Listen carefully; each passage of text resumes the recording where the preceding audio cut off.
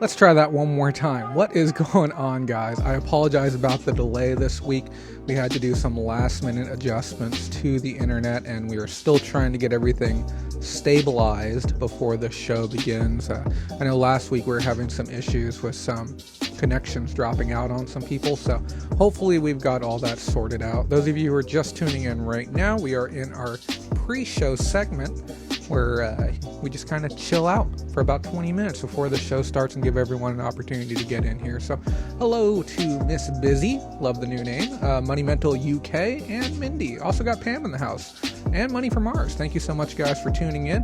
I'm just getting the last of the stuff finalized, and you would think after doing this for over a year now that I would manage to be able to get everything done in time, but it always seems to work out that there's just some little thing that requires my extra attention before the show starts. So that's where we're at right now, trying to get that done. Little things, you can get the phone on silent, optimize my notes. I finished my notes and then I realized that there was more stuff that needed to be added, and then make sure that's charging. Dang swap meet air today again. Just everything little you can imagine. So, hello to everyone who's viewing tonight. And keep me posted on the quality. We're going to do everything in our power to make sure it's fantastical.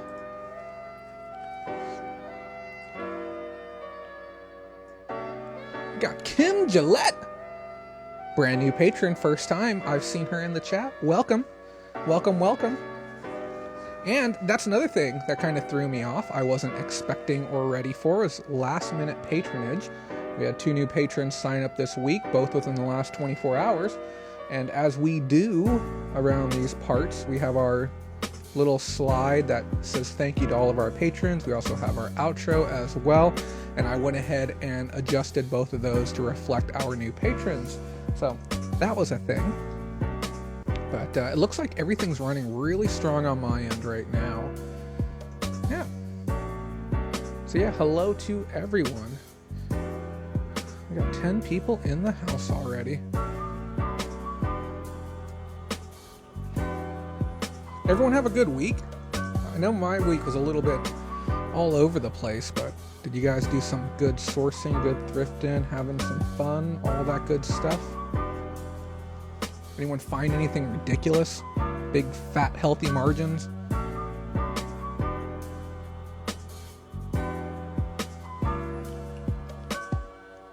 You guys won't believe how much these lights can dry your eyes out.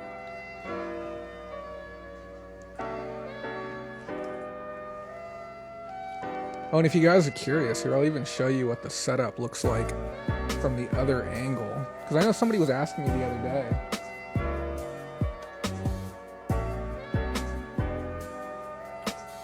This is what it looks like from, let me turn the brightness up. This is what it looks like from the other side, if you're curious. Just how much light and how much tech I have in front of me. It's a bit absurd, to be completely honest. Amazon sales are slow on my end. Meh, oh well. You know, I'll take slow sales over return sales. I've been dealing with a little bit of that on Amazon. But welcome to the chat. Hello, FGS. Pleasure as always to have you here. We're going to have a lot of first timers too. I've been getting some really, really great messages from people lately that have just been very inspiring, very positive messages that people have taken time out of their day to write me that have really motivated me to continue to push down this path that I'm going. And we're even going to be talking about that a little bit later. Motivation, inspiration to do the things that need to be done, and the importance of standing out within your space. What are we going to be talking about? Let me check that later. What are you willing to do to get ahead, and what are you willing to do to differentiate yourself from the rest of the market, which I think is just such strong points to talk about. A lot of my presentation, the show today, is going to be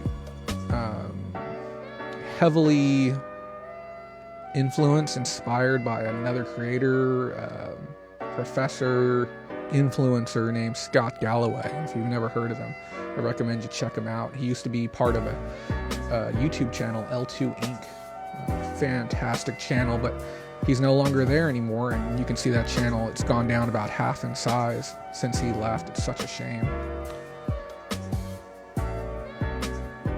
Redoing a store again. That's never good.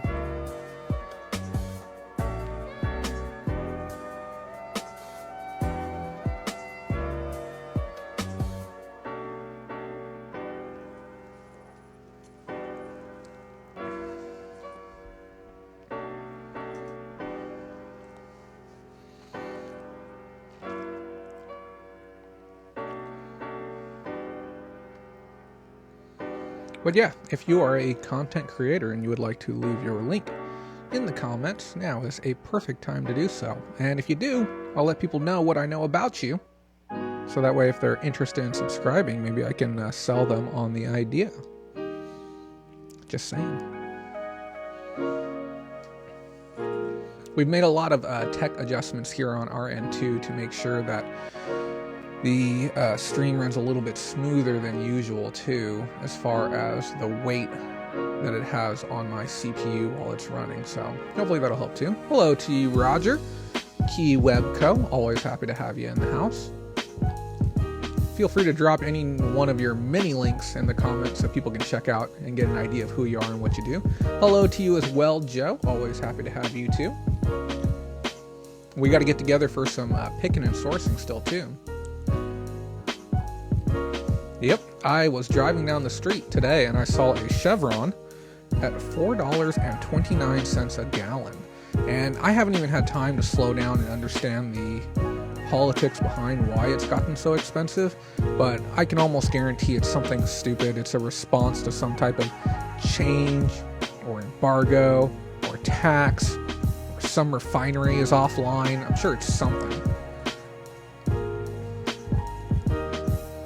But hopefully the gas prices aren't going to dig into your margins too bad. I threw in $60 the other day and didn't get changed back, and my gas light wasn't even on yet. And that was a real eye-opener for me that the prices really have gotten high again. Gosh, yeah, the cheapest that I've seen in the last 48 hours was roughly $3.85. That's the best I've seen. And I know up at Chukchansi you can get it a little bit cheaper, maybe $3.70, maybe $3.75 up at Chukchansi.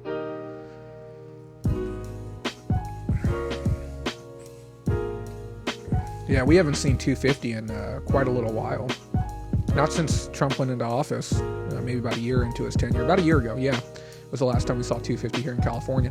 And one of the other things too is we have special Californian gas. Those of you who don't know, we have winter and summer blends here in California that supposedly run cleaner and create less pollution in the air.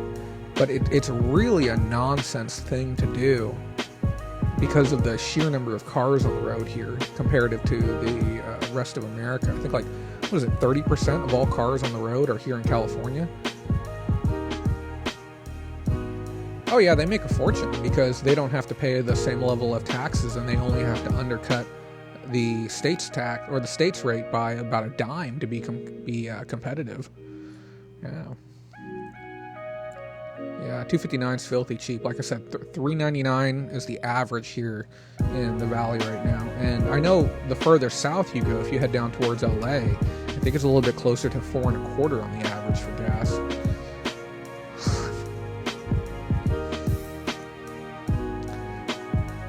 Robert Swan, pleasure to have you in the house. I actually meant to message you before the show went on. I can't remember what I was going to message you. But I think you had sent me something, and I was planning on responding to it, or just gonna welcome you back on down to the show. Yeah, let me see I want to see what our last conversation was about, so maybe it'll jog my memory.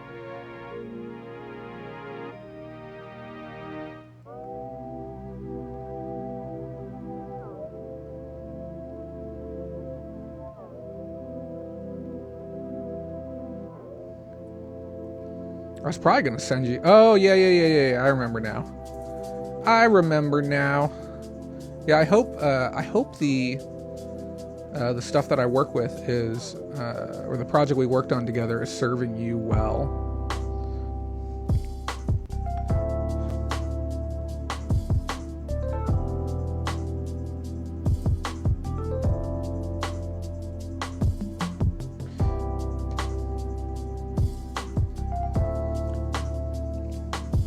Of course, Joe, tell your mother I said Happy Mother's Day as well.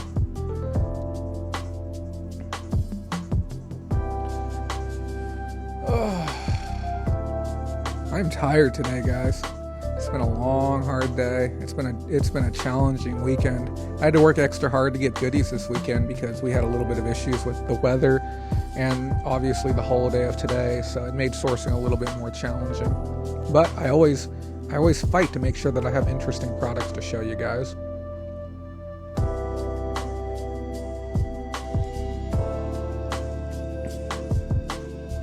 Fantastic. I'm happy to hear that, Robert. Matthew in the house. What's going on, Matthew Eason?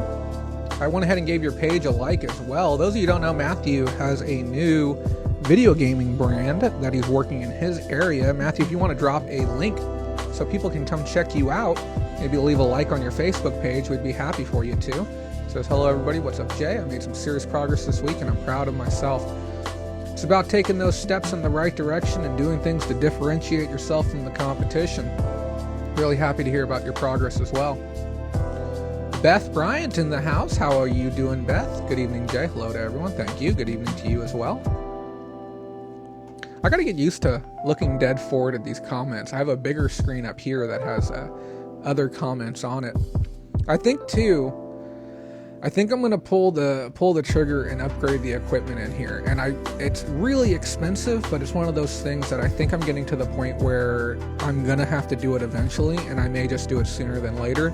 And I'm having a real hard dilemma of a time trying to determine whether or not I want to go PC for my streaming setup and then continue to use Mac for editing and notes and other operational things. And then I'm also trying to decide, do I want to upgrade one computer or do I want to upgrade both computers? Because my laptop is the most modern computer I have, and this desktop behind me, it's another Mac as well, was the one that got traded into the shop. It's a very dated computer, but it does get the job done. I might just keep it as a monitor for literally monitoring the stream. I don't know yet. But if you have some suggestions, or if you're somebody who's super savvy when it comes to streaming, I am all ears.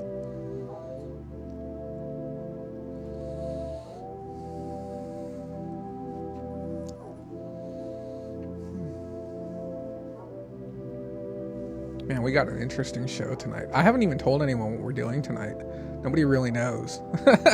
I know the thumbnail's out there, but I don't think anyone realizes the complexity of some of the stuff that I put together for tonight. It's a little out there.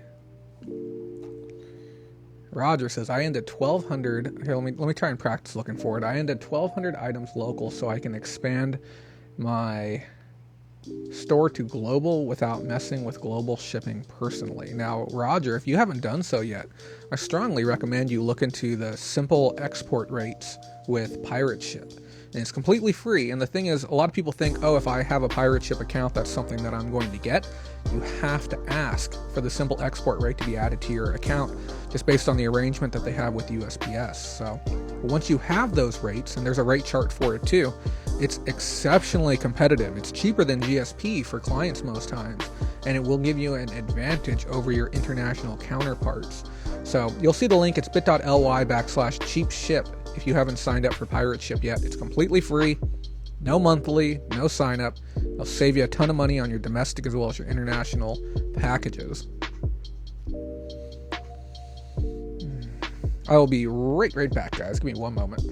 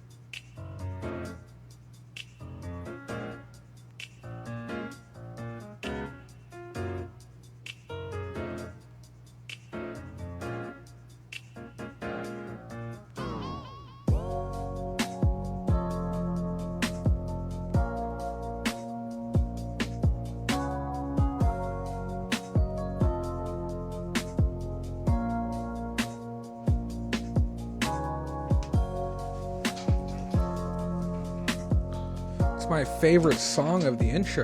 You know what that means? It's almost time to get going. And those of you who are wondering, we are running late tonight. We are running 2 minutes behind, which I think may be the first time in over a year, maybe, that I've been running late. I hate it when I'm running late. But I went to start the stream right at 39 after the hour, and we started lagging out really hard right off the bat, so I knew I needed to power cycle the modem, which I was really hoping I didn't need to do. And we did, and it took about 3 or 4 minutes to get it back online again.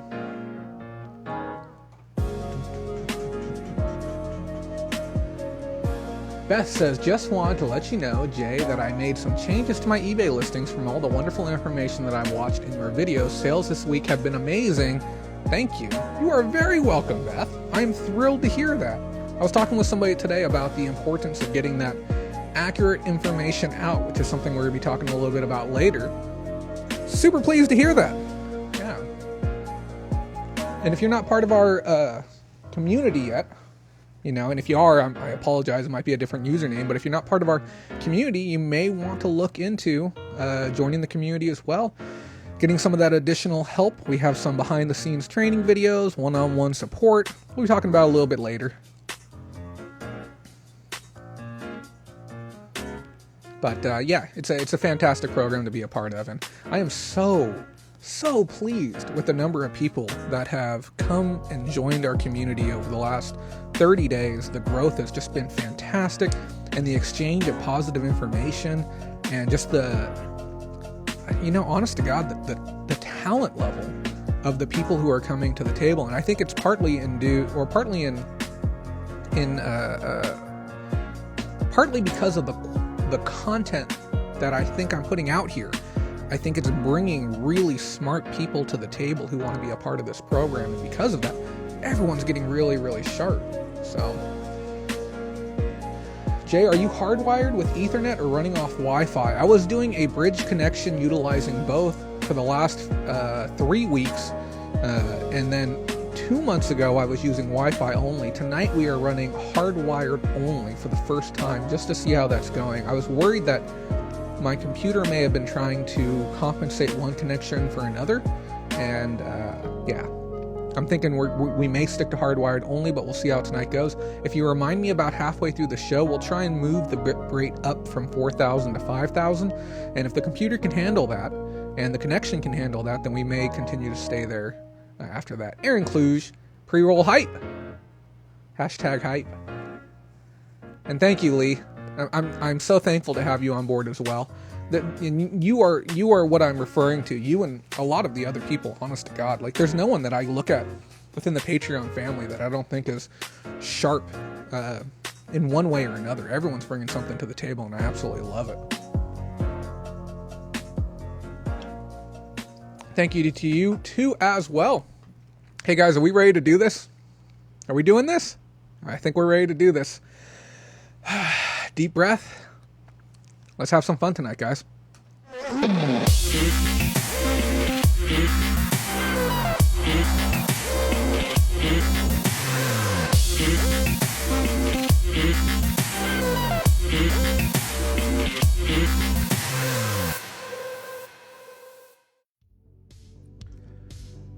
What is going on, guys? This is Jay Kraft with the Facebook group BOLO Roundup Pickers Lounge, coming at you live again from beautiful Bakersfield, California. Today is May 12th, 2019. It's kind of funny. We just had Cinco de Mayo on a show, and today it's Mother's Day. So happy Mother's Day to all the mothers, grandmothers, great-grandmothers, and more that are out there tonight watching. This is the Sunday Reseller Roundup, a show where we're going to be covering e-commerce news that's important to you. Everything from seller updates to policy changes and more. And we're also going to be taking a look at some of the items that I picked up during the week. This week's show, I'm very excited about this one. We're taking everything in a little bit of a different direction. Without a whole lot of change within the community, within the e-commerce scene this week, I thought it would be a good idea to take a look back at some of the biggest companies that we work with within e-commerce, take a look at some of the numbers and what's going on with them, and talk about the future of these brands so that you better know how you can diversify your time and where you should be expanding your portfolio, whether you're just a seller or you're playing the market as well. On top of that, we're going to be taking a look at the items that I picked up this week. And what else are we doing?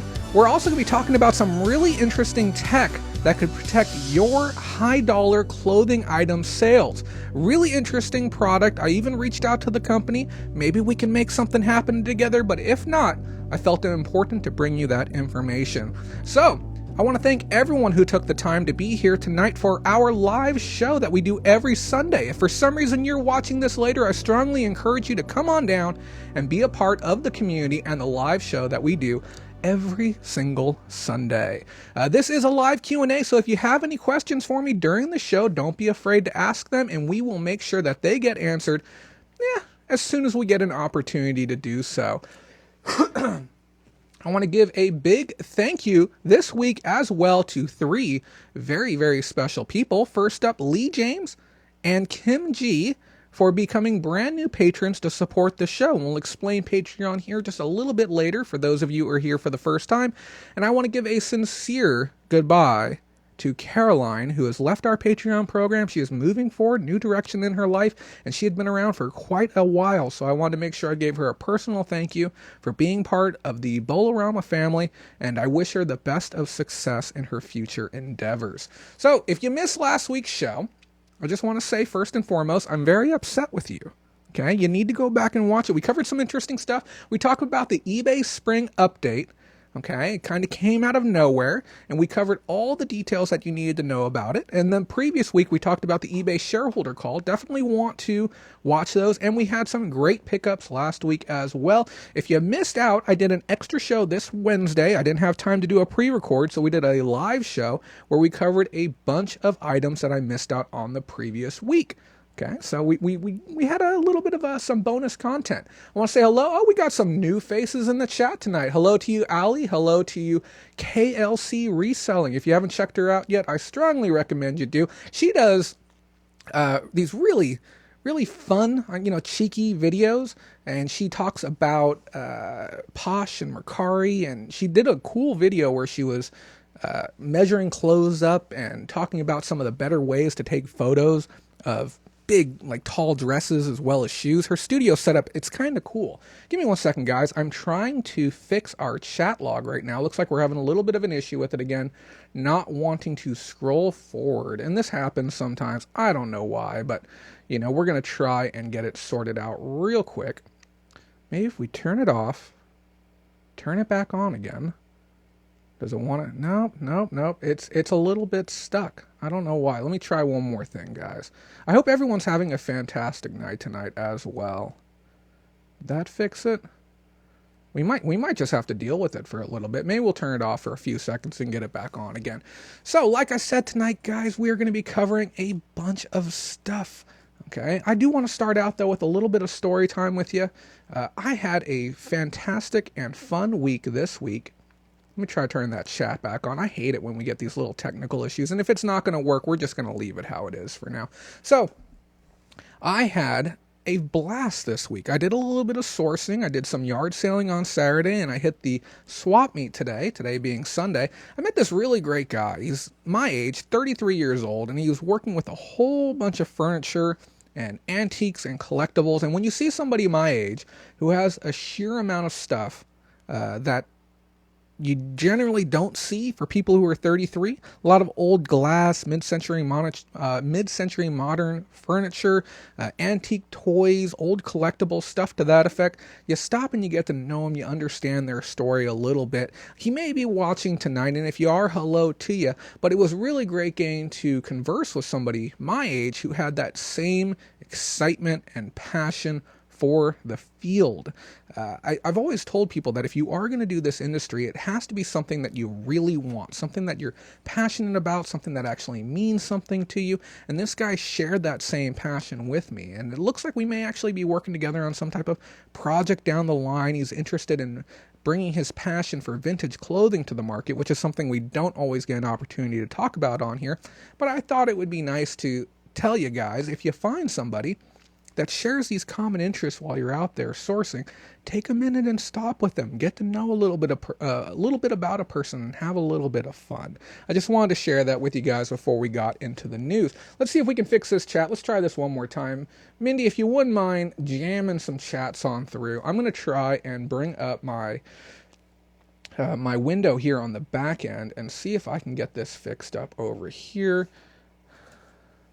I think we need to get it reconnected on this end and see if we can, look at that, we got it fixed. There we go. Okay, without further ado, guys, let's just go ahead and move over to our slideshow. First and foremost, we do want to thank all of our patrons who help make this show possible. Without your guys' continued support, we simply wouldn't be on the air. And obviously that's not true. We would still keep making the content, but you guys make it a lot easier for me. I want to give a special thank you, one-on-one thank you to Pam, Matthew, Pamela, Ashley, and Joe, Allie, and Lee James for your extended support of our show at the higher tier level. If you're interested in learning more about how you can support the show, please visit patreon.com/Bolorama, and you will receive some fantastic perks as well for doing so, which we will talk about later. So, what are we doing here tonight, guys? This is something that I felt was important to talk with you about. Like I said, we're going to be taking a look back at some of these companies, eBay, Amazon, and PayPal, and we're going to be talking about where they were and where they're going at in the future. Now, if you were here during the pre-roll of the show, you heard me mention somebody that I hold very close as far as someone of significance in the arena of understanding the financial sector, understanding just brands as a whole. And he coined the phrase, the four horsemen of just business in general. And, obviously a play on the four horsemen, the New Testament, yada, yada, yada. No disrespect to that. But his four brands that he said were of the most significance within the market: Amazon, Google, Facebook, and Apple. Now, when I look at our market, our community, there's three brands that we really follow, and it's eBay, Amazon, and PayPal. Now, notice there's a little bit of an overlap there, Amazon being one of the brands that he mentioned. Now, there's some real information to be drawn from understanding these brands a little bit better. And as I said, nothing big happened this week in the world of e-commerce, so I thought I would slow things down a little bit and explain to you why brands like Amazon and PayPal are succeeding at an accelerated rate over brands like eBay. And if you're somebody who's working within the e-com sector or the fintech sector, and you're looking to scale one of your brands up further, some of this information could be valuable to you. But beyond that, having this type of information makes you a smarter individual, not just so that you can operate business better, but so that way you can personally better understand the market and some of the changes that are happening within the market. I had somebody within another group put up a nonsense post, and we're going to be talking about some of these myths and this nonsense and BS later, but somebody put up one of these posts and they were saying, my sales have just gone to garbage, eBay simply turned off the switch, yada, yada, yada. And it was a very baseless statement that they were making. And I was able to step in there and tell them, no, eBay didn't, turn off the switch. They're motivated to make money. But what they did is they decelerated their ad spend on first or third-party ad expenditure, and they increased their ad spend on first-party ad spend, which would be us as the sellers with promoted listings, opposed to placing ads on Facebook, print, TV, etc. media. So having this information is going to make you a smarter person. I thought I would run through some charts with you, run through some slides that I made as well, so that all of us can be a little bit more in the know.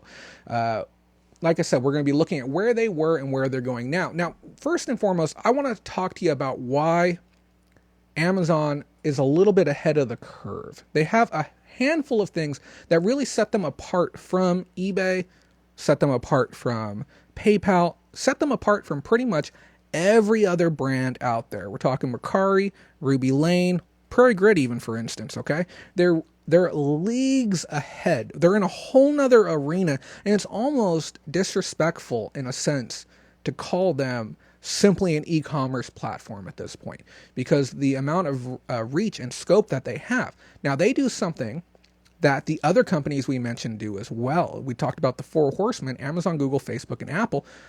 If we look at the key things that they're doing, we can ask ourselves, why aren't eBay and why isn't PayPal, or pretty much anyone who's looking to compete at that global level, doing these same things? First and foremost, Amazon has a fantastic CEO. Now, I know a lot of you guys don't like Bezos, and you may have personal reasons why you don't like him or you don't care for his business acumen, but the reality is he gets stuff done. And when we compare and contrast him to somebody like Devin Wenig, CEO of eBay, they are miles apart from each other. It's not even in a similar ballpark. And when we get down to the specifics here in a bit, you'll see a little bit more as far as what I mean. On top of that, Amazon has fantastic visionary capital. They have a very clear understanding of where they're going to be going next, and we're going to be touching base on a few of those points too. They also have created an operating system for their category that's unlike anything that anyone else is doing. I ask you now, compare another company to Amazon for me. Give me a second to Amazon. You're not going to come up with anything that's really valid. And we're not just talking as far as a financial standpoint. We're talking about an innovation standpoint and the direction and the velocity at which they are going. On top of that, they're good citizens within the community. They don't create a lot of bad beef, and they don't really ruffle feathers. They're not foolish about the direction and the way that they choose to promote themselves or promote their brand. They've also positioned themselves very close to universities with engineers. Okay, they understand that if they can get closer to the talent that they need, it's really going to help them scale faster and to be able to reduce cost of acquiring employees.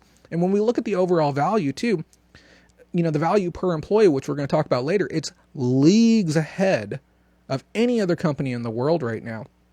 On top of that, their vertical distribution is insane. The amount of reach and the way that it's been streamlined is absolutely nuts. So we are going to start, though, by looking at eBay. Now, I mentioned Devin Wenig earlier, and I get it. Some of you guys like Devin Wenig, some of you guys don't. And if this chart's a little bit tricky to see or a little bit tricky to understand, I'm going to be breaking it down for you, and I promise you it's not as bad as it looks, okay? We're going to walk away learning a little bit now. So Devin Wenig is the CEO of eBay. He's been around for, 4 or 5 years now. Last year, people were upset that he was making $15 million a year. This year, apparently, he's making $18.5 million.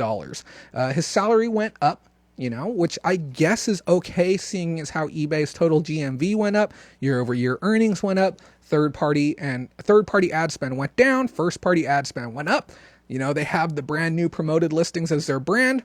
Fine, okay? Now, if we look here at the chart, we can see that eBay's level of debt is pretty substantial. It's right around the $10 to $12 million mark. It's going to fluctuate a bit. We can see that it's going on the uptick again, and the net worth of the company is on the decline. We're going to be talking about why some of these things are happening, but it's a little bit crazy to see where they had been before debt-wise, okay, and where they are at now, and then the fact that their debt wall, or excuse me, their debt is currently being covered well by their cash flow. So we have some factors at play here that some of it can look good and some of it can look bad. Let me read this comment here. Adam says, "Hello everyone, happy Mother's Day, watching 76ers Raptor game. I'll catch the replay." And that's another thing I was going to talk about later in this show too. I tell you, I understand some of this stuff can be mildly boring to some people, but there's a difference between the person who watches the sports on TV and the person who actually goes out and plays the sport. Okay. And I don't mean that in a derogatory sense, but there's one thing that's going to draw more value than the other. And if you take the time to invest yourself into the education of the market and invest yourself into learning new things, I can assure you that your sales are going to go up because of it. And your understanding of the market and being able to react to the market, you're going to be a lot better off. Okay. Now, when we look at the annual growth rate comparison, which is this bottom chart right down here, the left side is actually showing earnings growth and the right side is showing revenues growth. Now, your earning is your total amount of money that you have coming in. Your revenue is your actual profit on the back end. Now, that the left-hand side shows 5.8% earning growth. And I know that number doesn't really mean a whole heck of a lot, but when we compare it to where we're looking at other online retail. Now, mind you, when I say online retail, I'm not just talking about eBay, Amazon, Posh, Mercari, etc. We're talking about Nike, Sports Authority, Macy's. We're talking about all e-commerce as a whole, online retail as a whole. eBay is trailing leagues behind. Now, obviously, it's good that their earnings and their revenue are tight with each other. It means that they're really not bleeding as hard as they could be. Their burn is certainly high, burn being the amount of excess costs that they're incurring over the amount of money that they have coming in. but we can see, okay, that they are very, very much so behind where other online retail companies are currently. And when we compare that, that green bar there at the end represents the market as a whole. Now, I've heard some people try and tell me that the market is soft right now. I don't even know how you can even argue that. When we look at where the market's at today, ever since Donald Trump came into office, the market as a whole is up, 20%? Since that happened? The market is strong as all heck right now. So, why is this happening? Okay, I think that we can attribute a lot of it to eBay being very comfortable. Okay, they've made very few changes over the past, 10 years. I mean, really think back and ask yourself, what has eBay done of significance? And this isn't me just bagging on eBay, but really think about it. What has eBay done that you're like, man, that's a big deal. That's a game changer. When have you heard about something really innovative or really exciting and taken that information and you shared it with somebody online, or you shared it with somebody in person, or you got so excited about it, it was an event to you. It was something new and fresh.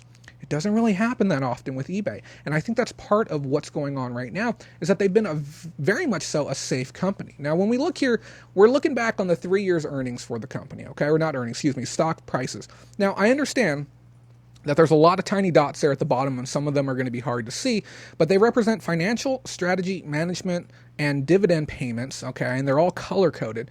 But when we look at the strategy area, okay, the strategy is marked as orange, those little orange dots there across the bottom. You're going to see that there's not much action going on, okay? There's not a whole lot of strategic investment. We're not seeing a lot of M&A, which is mergers and acquisition. We're just not seeing a whole lot happen. And this is what is kind of reminiscent of any company that you can look back on historically that's really playing close to the chest, or they're a company that's frankly afraid of where the market is evolving to, and they're simply trying to hold on as long as they can. And I know that's a big jump to put that out there and say that, I feel that eBay is a company that's, really fighting to retain any type of presence within the market, but I'm really feeling that way. Now, when we see increases to fees for sellers, that 4 going up to 5% when you have a high INAD or high defect rate in particular categories, we see them grabbing for a little bit of money. When we see them changing the payment operating system on the platform, that's them grabbing for a little bit more money. Okay. When we see promoted listings coming to the platform and encouraging sellers to go ahead and promote their own stuff, that's them grabbing for a little bit more money. Okay. Let's compare and contrast that to a company like Amazon. When was the last time you saw Amazon do one of those plays where they're grabbing more money? Okay. Last time they had an opportunity to increase fees over at Amazon for sellers, what did they do? They reduced it. They reduced it for sellers because they found ways to reduce operating costs, and they passed those savings along to the sellers, to the people who actually made the platform work. And it was unprecedented to see that. Now, if we look below that chart, we look at that stock price. Now, here's the other thing too, okay? If you look there at the very bottom, you can see, or on the left-hand side of the stock, this little timeline, you can see that the stock price was filthy low, around $22 on the low end. And this was right after PayPal separated from eBay. And Devin Wenning has said it for a long time now. He said eBay is going to get back to their heyday. And right before that happened, I know it's off the chart, they were roughly $50 a share, give or take. And he said that they're going to return back to that point. Now, we saw that potential happening mid-2017. And then what happened? No innovation again, and everything started tapering off, and eBay got very, very comfortable again. And I understand, okay, you have a lot of people's money. You have a lot of people's, share dollars, and you don't want to upset anyone. You don't want to ruffle companies or ruffle, essentially companies, because you got to think that you got brands like Credit Suisse and Citibank and Goldman Sachs. You got all these big brands invested into this.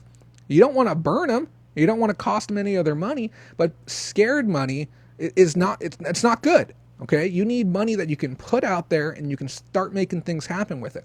Now, the problem is, I feel that when they have made attempts to generate money with the money that they have. Because like, if you look at the chart, okay, they have plenty of cash right now. Okay, yeah, their debt is double what their free flow cash is, but they have money to spend and they can make things happen for themselves to improve their situation. And I guess we can look at this and call this an open letter to eBay, so to speak, as if somebody from eBay may actually see this and start making the right calls and right decisions. But look at it. Elliott Management stepped up to the plate. They looked at it and they say, yeah, there's something completely wrong with what they're doing right now, and there's good reason why they're not making money. Let's go ahead and buy a chunk of the company, earn a couple of seats on the panel. Let's make these things happen, and then let's buy, 4.5% of the company. And then once we can help them, which we know we can because I can see the writing on the wall and they're doing something wrong, okay, we started to see things getting a little bit better. And that's where you see that uptick. You see that uptick right where Elliott Management stepped up to the plate and started acquiring part of their company. Like I said, things are not the best for eBay right now. Now, here's the other thing. Okay, if we look at that chart below, we can see the activity of individuals, companies, selling off their positions with eBay. And I get these SEC filings sent to my email all the time, and I don't want to bore people with the extent and at the rate at which people who have the chance to sell eBay for a fair price are dumping stock. And I'm not saying that if you dump stock, you think the company is going to tank it. A lot of companies will move shares in and out. It's something that just happens. But when I don't see people who are representatives of the brand actively buying back into the brand, especially when they have the opportunity to buy stock privately and they can get it for a better price and it's available on the open market, and they're not moving forward with these things, it leads me to worry. It doesn't look good. Okay, so the future for eBay is, in my opinion, it's very vague. We don't know what they're going to be doing next. What is their 6-month plan? What is their 12-month plan? You listen to these shareholder calls and they say, yeah, we're looking to, really expand managed payments from the 5% that we're at now and, scale appropriately to 2021. Great. I want to hear about great innovations coming to the platform that you're going to use to revitalize the brand and make it a household name again that people are excited to talk about. Get that for me. Okay. I'm not feeling any of that when I talk about eBay. And I'll even ask people too. I'll say, hey, do you ever use eBay? They're like, oh, if I have to. And that's the response that I get more often than not. Again, it's losing its brand appeal, especially with millennials as well. So when we see innovation coming from other brands, it just simply makes eBay look worse. Now, one of the biggest problems too with eBay is that they've dug themselves such a hole right now that they are in a position where they cannot command the talent that they need. If I was somebody that had the opportunity to be a CFO, COO, a powerful executive within a company, and this was a position that was offered to me, and if I had my choice of eBay or literally any other company, I would go with any other company. Okay? And the reason is that the brand value and brand strength behind the eBay name doesn't carry that type of weight, and I don't feel that people would be excited to have that on their resume. Even somebody coming directly out of college, even a late bloomer out of college, coming out at 30, 6-year degree, 8-year degree in finance, I don't know if they would want their opening position to read eBay. Not when there's brands like Amazon and Nike and even Macy's that are outpacing the e-com sector at an insane rate. Those of you who don't know the scale or the scale at which brands like Macy's is growing within the online sector is almost double, triple, quadruple that of Amazon right now. Okay, smart plays are being done by other companies other than eBay.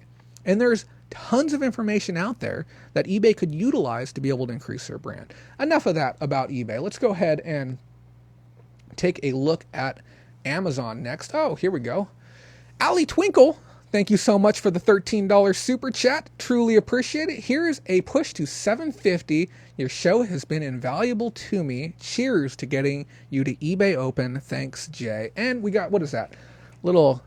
Is that a cocktail emoji?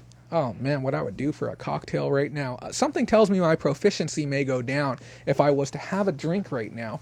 But it is fitting for this shirt that I'm wearing. So thank you so much to you, Allie. I appreciate you pushing me up to that $750 milestone. And we are getting close. We are making traction towards eBay Open. So I'm pretty excited, but thank you so much for that. It's truly appreciated. And that number, I promise you, will update any moment right now.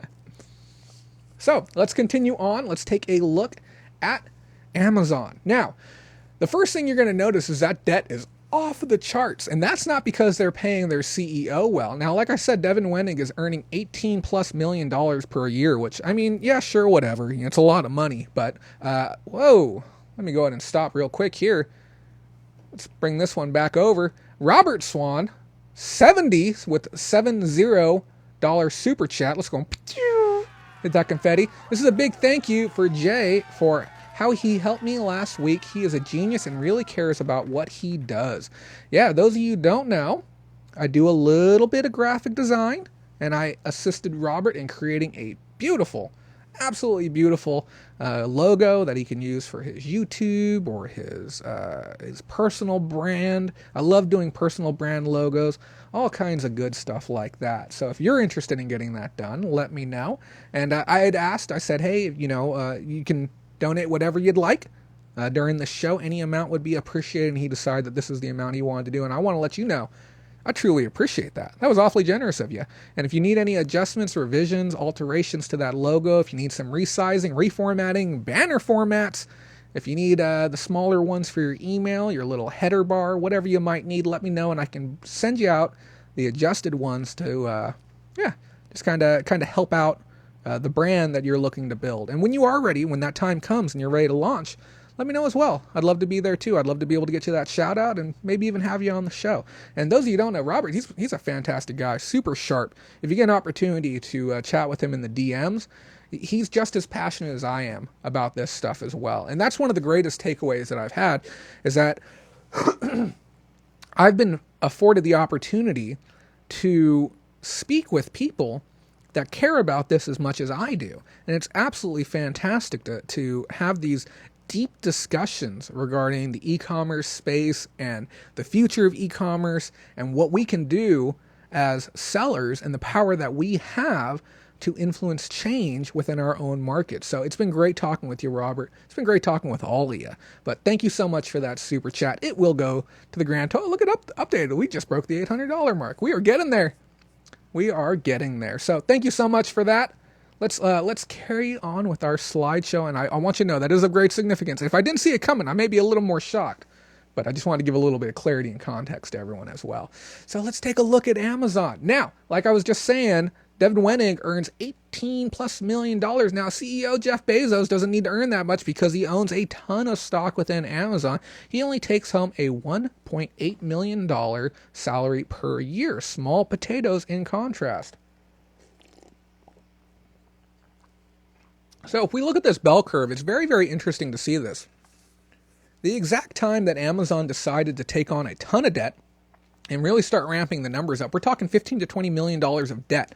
Okay, like I said, money that isn't afraid, okay, money that's willing to go out there and get work done, was precisely timed when PayPal decided to separate from eBay, or when they had to separate from eBay. It's very interesting to see that, but if we can look at this, we can see that their debt is going up end over end. But it's important to understand that turning a profit is not in Amazon's business model. They don't care about making money right now. Making money means nothing to them right now.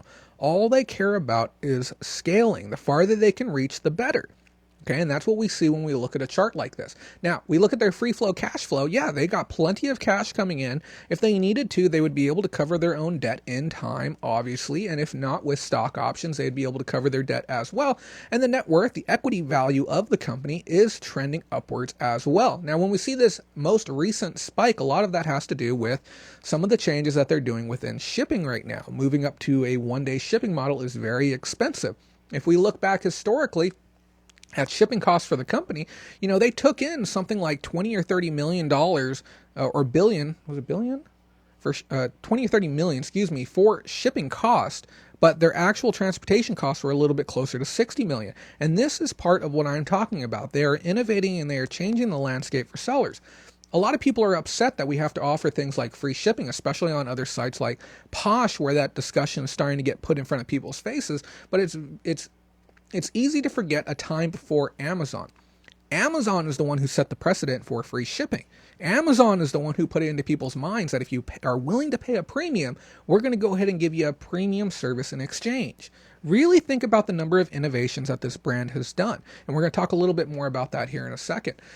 But there is something to be said about the rate at which they're scaling right now. Now, if we look at the annual growth rate comparison chart again, now keep in mind, eBay was showing a 5% comparative to the market. Now remember, online retail is pegged at 27.3%. Amazon is one of the very few companies that is carrying their weight within this sector, and if anything, they are the ones skewing the results for everyone else. It goes without saying that Amazon is a titan within the industry, okay?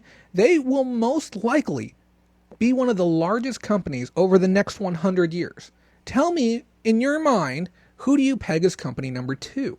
It's very difficult to put any other e-com brand in that number 2 category. Sure, we can look at numbers, okay? And we can say, oh yeah, eBay's number 2 here domestically, number 3 or 4 globally. It's not even a close comparison. It's not even a friendly comparison. It's almost insulting to put eBay in the same category as Amazon when we talk about online retail. They are so far apart from each other. Now, like I said, we look at the market again, 13.8% is where the market is as a whole, so they're going almost 2.5 times the market average. It is nuts.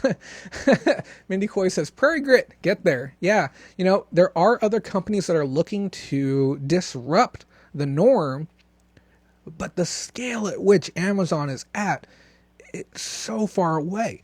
How much money would you suppose you need to take a run at a company like Amazon? Okay. I wouldn't argue that you could do it for less than $5 billion with a B dollars. I just don't see it as being possible to even consider taking a run at them. Because if we look at our chart, okay, what are we looking at right here? This company is almost $80 billion in debt right now. Okay. Now, like I said, they have the free cash flow to deal with it, and they're not a company that's looking to generate a profit, but there's not going to be a lot of room for other companies to take action against them. Now, remember that last chart I showed you? Okay. And we looked at all the little dots across the bottom. Let me pull it back so that way you guys can see it one more time. Here's eBay's chart.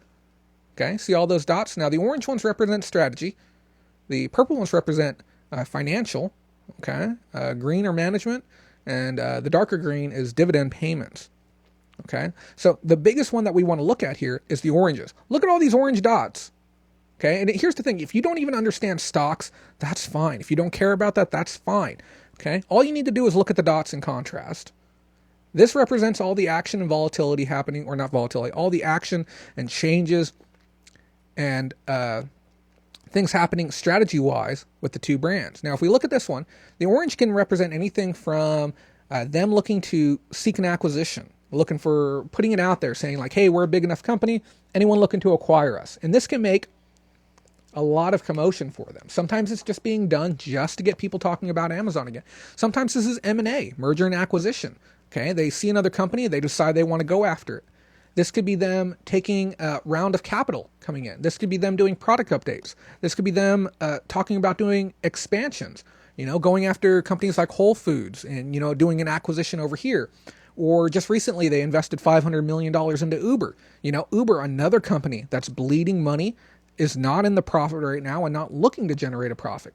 They're looking to disrupt the industry. They're looking to create the norm. They're looking to make things a little bit different. But just look at that. Look at the amount of action going on with Amazon. And even if we look below, people aren't selling Amazon. Okay? People aren't buying it either, obviously. But, some of that we're not going to be able to see. This is just insider within the market.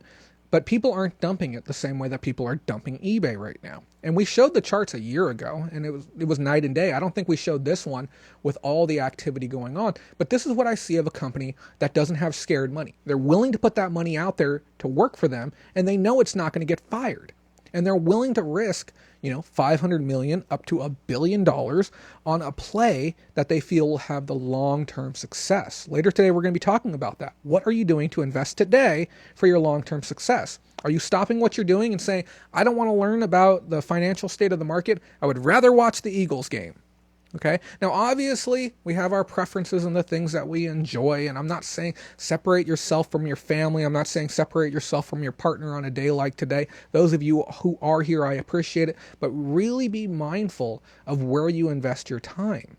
Okay. I see people who struggle with basic concepts as far as production right now. Okay. But these same people will not take the time to watch a tutorial, and they will not take the time to pay an expert to assist them.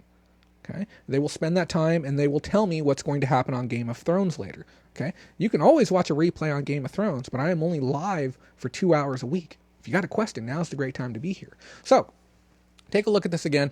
Like I said, there's a lot of stuff going on. Now, I want to talk about the future of Amazon. And now it goes without saying, I believe Amazon is a fantastic company. Amazon is the American dream in a nutshell. Okay. They have done stuff that has blown my mind. And I think we take a lot of it for granted. They created the concept of 2-day shipping becoming the norm. This wasn't a thing 5 years ago, or maybe even a little bit longer. But now it's a standard thing. It's a thing that we're starting to expect. What are they doing? They're trying to bring it down to 1-day shipping. Devin Wenig frequently speaks about reducing points of friction for the customer. Name me one thing that eBay has done to make shopping easier online. And I'm going to give you guys a second. Name one thing that eBay has done that has innovated the category to make your shopping experience easier. You can't do it. If you can, I'll be blown away. I can't think of one, and I really gave myself some time earlier to kind of digest that question. I can't think of anything that eBay has done to make the process easier. Now let's talk about reducing friction points with Amazon. Okay? I can go yell at my Alexa device, and I apologize if I triggered anyone's device. I can yell at it right now and tell it to order me a bucket of Tide Pods. It will tell me the cheapest price that's available and ask me if I want them, and I can say yes. That means I just purchased something, didn't have to do a thing, didn't have to do anything. Reduce that point of friction. Okay? And they said, you know what? That's not good enough. That's too much. We can't be bothered by having to ask people to talk into their device. That's too much. You know what we'll do? We'll send them out buttons, and we'll let them put it in their pantry, and all you gotta do is press that button. Just press that button once, and boom, you're gonna get your stuff delivered to you. No, that's too much. We don't want to inconvenience people with that. You can set up your own reoccurring delivery and just have the stuff sent out to you as you need it every month. Okay? And then you go outside and you pick your stuff up. And they said, no. That's too much as well. Okay? What we'll do, really think about this, okay? We'll make it, you don't have to say anything. You don't have to touch anything. Okay? You don't have to talk to anyone. You don't have to get your credit card out. Okay? Guess what? You don't even have to open your front door. We'll pop it open for you. We'll open your garage. We'll do whatever. We'll place the items inside of your house for you. We'll bring them in for you. How do you reduce the friction points any less than that? How do you make it any more difficult? And on top of that, we'll make sure you get it. If you're in a big city, we'll get it to you in an hour. An hour. If you're in a smaller city, we'll get it to you the same day. If you're in a completely isolated place, we'll get it to you in 1 day. Holy cow. Okay? Talk about innovation. Talk about change. Okay? Give me any example of eBay doing anything like that. Okay? It's just nuts. We know the direction that this brand is going to. We have a clear idea. The brand is going to get larger. Amazon's not going to get smaller. It's just going to get larger. Okay? Like I said, they're going to be one of the biggest ones over the next century. And they're doing things smart. Like I said, they don't have scared money. The M&A, mergers and acquisition, they are aggressive about acquiring brands moving forward. And that's another thing too. PayPal does it as well. And they're doing it very smart. We're going to be talking about them here in a second. But just think about the level of integration we have right now with a brand like Amazon within our lives. You can listen to your music through Amazon. You can watch your movies and TV shows through Amazon. You can purchase your books, read your books, have your books read to you through Amazon. Your groceries. They just recently bought one of the largest companies that distribute medication online. I think PillPack. I can't remember the name. They just purchased that as well. You can get any gift on a day like Mother's Day all through Amazon. And you know where they're looking to go next? Space. Space. Jeff Bezos wants to send us to space. Okay? Is he going to make it happen? 100% he's going to make it happen. It'll probably even happen in my lifetime because they have the money for it. And they truly are running out of things to spend it on here domestically. It's nuts.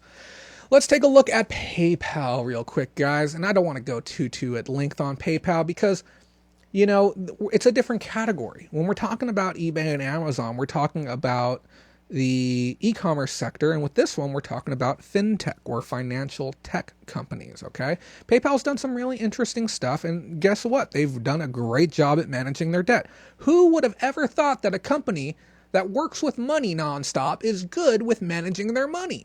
Go figure.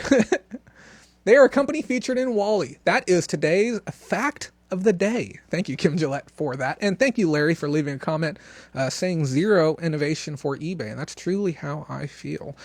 So if we look at this, we can see, yes, they've managed their debt really well. Why? Because they have a highly skilled CEO and they've paid him a heck of a lot of money. Go ahead and take a stab at it right now, okay? Jeff Bezos, $1.8 million. Devin Wenig, $18 million. Dan Schulman, PayPal CEO, go ahead and take a guess at how much he makes. Now, I do want to preface this and say this as well. Look at the net equity worth of this company. Now, this chart here, unlike the last one that went up to 80 billion, this one goes up to 20 billion. So we have a net equity, okay, of about $18 billion.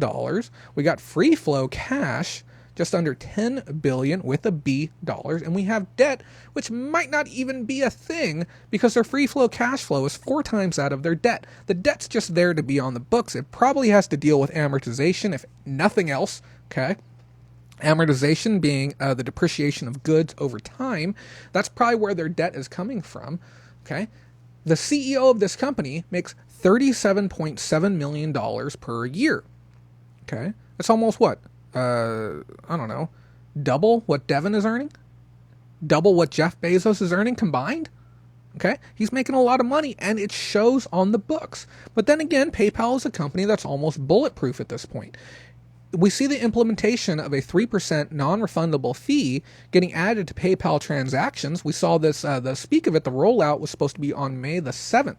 Okay, where's the mass exodus from the brand? Okay, we look at people, God, what is the guy's name?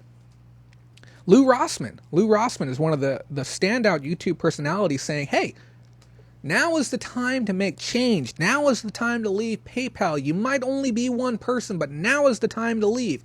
Move your money over to Square. Move your money over to Vel. Just move it someplace else. Leave PayPal. I don't agree with this fee. Okay, and I kind of get where he's coming from. A lot of us simply don't have the means to do that, but obviously, you know, he's coming from the point of be the change that you want to see. PayPal took in a $2 billion profit last year. That is a heck of a lot of money for a company that has no product. Think about that, okay? They don't have a product. They're not selling us a tangible good. They're playing an intermediary role as a non-FDIC insured holdings. And they don't even really hold their own money. It gets held through Wells Fargo. It gets held through, I believe, Morgan Stanley. It's not even being held by them. They're playing the middle role, but they've done a lot of things correct, which is very, very impressive, okay? If we look at the annual growth rate comparison, the IT or the fintech category, they're right on par, probably because they're setting the precedent for it. Well, again, compared to the market, they're ahead of the market. So when we look at all three companies in comparison, who is failing right now? Who is trailing behind everyone else? It is eBay. Okay, remember they're at 5% comparative to the 13.8% with the market. eBay is struggling right now, and they lack the innovation moving forward. Okay, if we look at this next slide here too, okay, look at all the smart financial things they've done. Again, we're looking at the purple dots this time, which makes sense for a financial company to be doing a lot of financial things. People investing money into their brand, people or PayPal as a whole investing their money into other people. Okay, smart financial moves. We got some earning updates, private placement, which is the private sale of stocks. We also have some shelf registration that's kind of sorted in there as well, which is SEC filings for new stock. So when they're going to be increasing the amount of available stock that they have available, and the SEC is the Securities Exchange. And then also the raising of capital as well is what you see with all those purple dots. They've been very smart and very strategic. Now, if you look all the way at the edge there, that's when they separated from eBay. And look what happened. They just took off. They just took off to the races. We look at a company like eBay. When separated from PayPal, they lost half their value and they haven't been able to recover since. We look at a company like PayPal, what's happened? They've gone up threefold in value. When we look at a company like Amazon, they've gone up, 50x in value in that same amount of time. Okay? I can't stress this enough.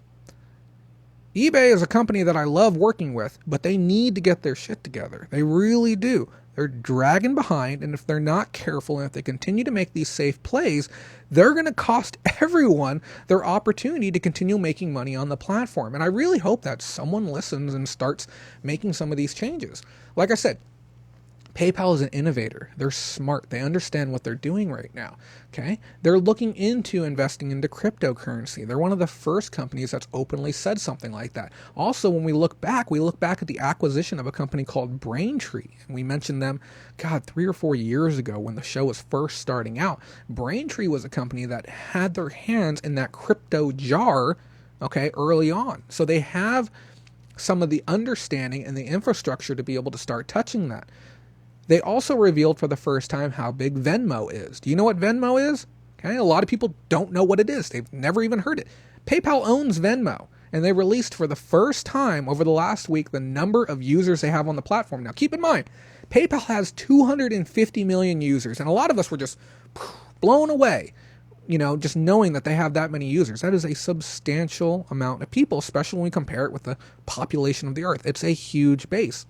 And then they come out of left field and they say, oh yeah, our tiny little company that we acquired a few years back, Venmo, they got 40 million users as well.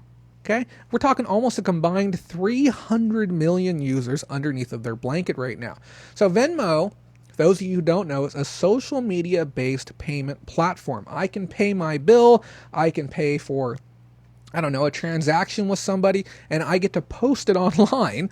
Don't know why, but I guess some people get a kick out of doing this. And we're seeing a lot of Venmo users over across on the East Coast, and it's not so much saturated on the West Coast. Venmo is an interesting name. It's short. The Ven is short for vendo or vendere, which is Italian is Latin for the word sell, and mo being mobile. So it's a selling mobile idea that they're going with the company, and it's certainly one to keep your eyes on. Now, like I said, it's part of the PayPal umbrella, but it was one of the smartest strategic acquisitions, and it was bought for essentially pennies on the dollar. I think they were acquired for $25 million, and if we look at the value of Venmo today, it's got to be $1 billion brand. Now, I haven't gone and done my research and found a market analyst value, but I'm going to argue it's $1 billion, maybe $1.5 billion brand right now. And again, it's another company running at an intentional loss.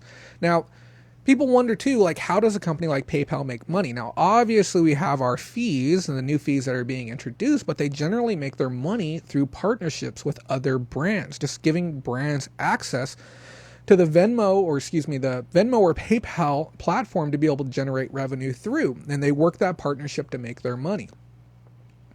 It's a smart way of doing things because it doesn't incur that cost onto the end consumer. But as we've seen, we're seeing changes with the way that PayPal wishes to generate money moving forward. Another thing too I want you to keep track of is 2 other companies right now that are working to disrupt the space. We have Square Cash, which is really looking to try and become a new player within the market. I even threatened a PayPal representative yesterday and told them, I will close both of my accounts and move over to Square Cash if you cannot resolve this issue with me. I find it infuriating, that a company that turned a $2 billion profit doesn't have customer care open 24 hours a day, especially when you're paying your average employee $250 a month to stay on the phones for you. Why can't you offer me 24-hour support on my call? And I also find it very infuriating that I can have an account that has done over $500,000 worth of volume in the last 5 years alone, that I can have a second account that you cannot verify because it doesn't have a second bank account attached to it. Why? So we see a company like PayPal making these great leaps and strides, but they aren't doing things to reduce friction. So we have Amazon accelerating, moving forward, and reducing friction. We have eBay falling backwards, adding more friction. And then we have PayPal splitting the difference, moving forward, showing growth, not concerned with friction points. So what ends up happening is you leave the door wide open for companies like Square Cash who say, we care about the customer. We know our place. We're number 2, and we're okay with that. But what happens with company number 2 in line? You see this all the time. Company number 2 will go that extra mile. Look at Prairie Grit. Okay, prime example of that, okay? Now, I'm not saying Prairie Grit is number 2 by any means, okay? With all due respect to Sean and the brand as a whole, they're one of our sponsors for the show, on and off. When you have a company that's number 2, they will do so much more to make the consumer happy. They will flex, they will waive fees, they will go that extra mile and try and help you out, okay? They do more and more than you could possibly imagine to ensure that their base continues to grow. And they'll do extra things to reduce friction points. When we look at Square Cash is scaling faster than Venmo right now. They're getting more downloads of their app and more new users faster than Venmo.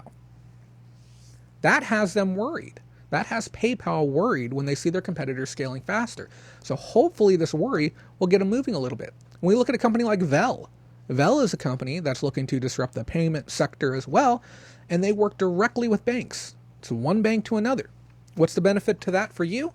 Well, the difference between PayPal and Vel is that with Vel, your money is FDIC insured. Okay, it's a little bit of a safer way of doing business.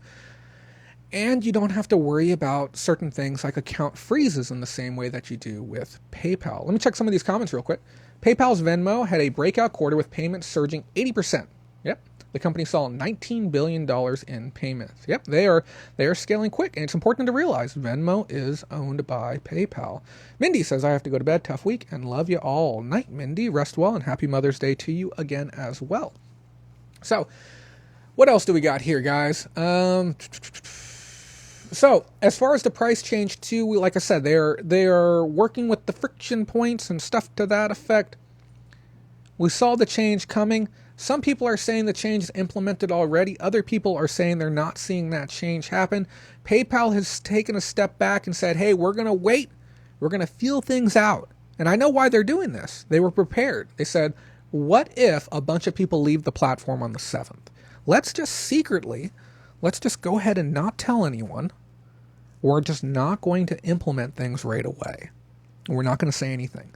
And we'll see the response first. We'll look at the 8th. We'll look at the 9th. We'll look at the 10th. We'll see how things look on Monday morning. Tomorrow morning is probably what's going to happen. They're going to take a look at everything. And they're going to say, how many users did we lose? What happened to our stock price over the weekend?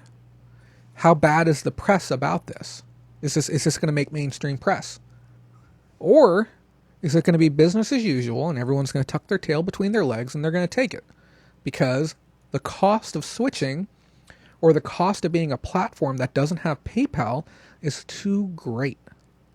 That we can't make that change because we're habituated consumers, and that's just how things are now. So it's a very, very smart and strategic move on PayPal's part to just kind of wait. Okay?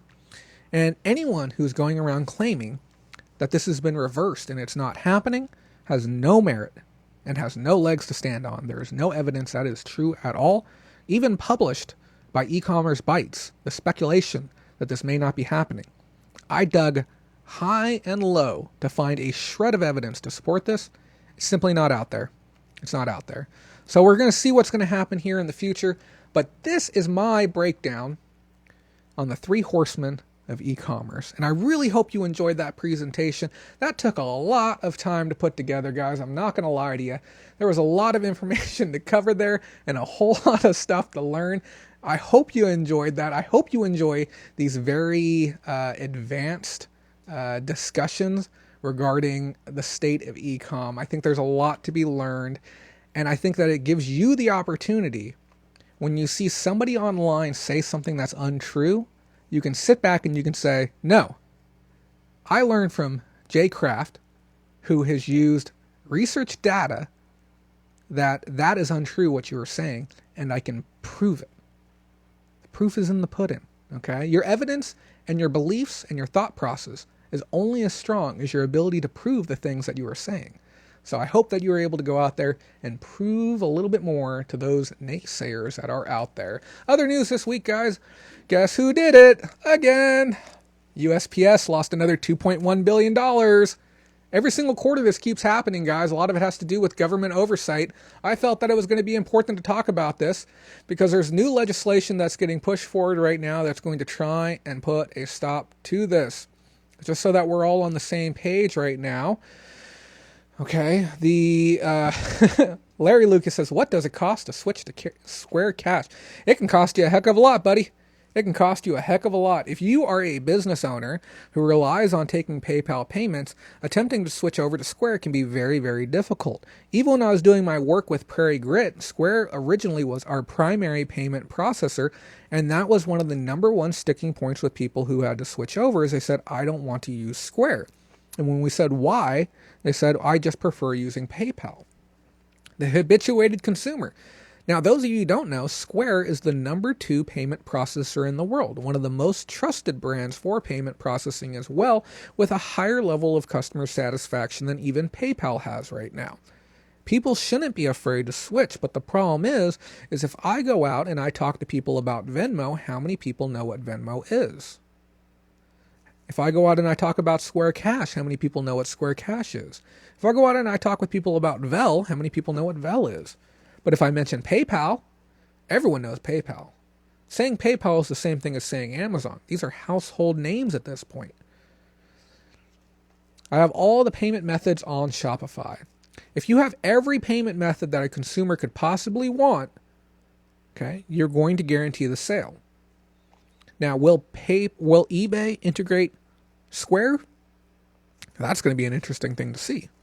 Because if eBay makes a play for Square, it can become a household name, and then it could be easier to switch over. Excuse me, guys. Talking a whole lot tonight. We got some comments in. Isn't Square only for Apple users? And this is the real root of the situation, is the misunderstanding regarding how Square works. And it's no disrespect to you, Ali, whatsoever. It's that Square, being as big of a company as it is, has done very little to make itself a household name. Okay, when was the last time you saw a dedicated Square commercial, dedicated Square ad? There's no real bite or zeal or zest to the advertising when it comes to Square. We know it exists, but a lot of people simply don't know where it is. So the dedicated payment method for Apple users is Apple Pay. And even Apple Pay, if it wasn't for the forced integration within their devices, would not see the level of traction that it's getting now. We've seen other companies attempt it. Samsung Wallet, for instance, that failed miserably. We even saw companies like PayPal trying to integrate at the terminal with stores like Home Depot and Office Max. That failed miserably. It's just consumers like the things that they like, and they don't like change. If I can come to you and I could say, hey, your cost at PayPal, your operating cost, you're looking at 3% on canceled transactions. If I go to your business and I buy a $1,000 thingamabob, and 15 minutes later I say, oh, dang, I actually don't need a thingamabob. Joe from up the street just brought one over to the house. I've got to cancel this transaction. I'm sorry. What are the options that you have? Okay. You either cancel the transaction, you bite a $30 bullet because PayPal isn't going to give you that money back, or you move that cost along to the consumer, and now you have a customer who had to pay $30 for nothing, and you sour that experience, and you may never get them back as a customer again. And even if you explain it up front, you're still going to have upset customers. It's going to be very interesting to see what's going to happen with the future of payments. Like I said, this is going to be a very interesting year for e-commerce. It's probably going to set the precedent for the next 10 years. No doubt about it, because we're seeing changes with policy, tax law, the standard ways of doing business online, managed payments. We're seeing a lot of changes happening. It's going to be very interesting to see. Give me 1 second, guys. Got to take a couple of deep breaths. Been talking too much. How's everyone doing tonight, too?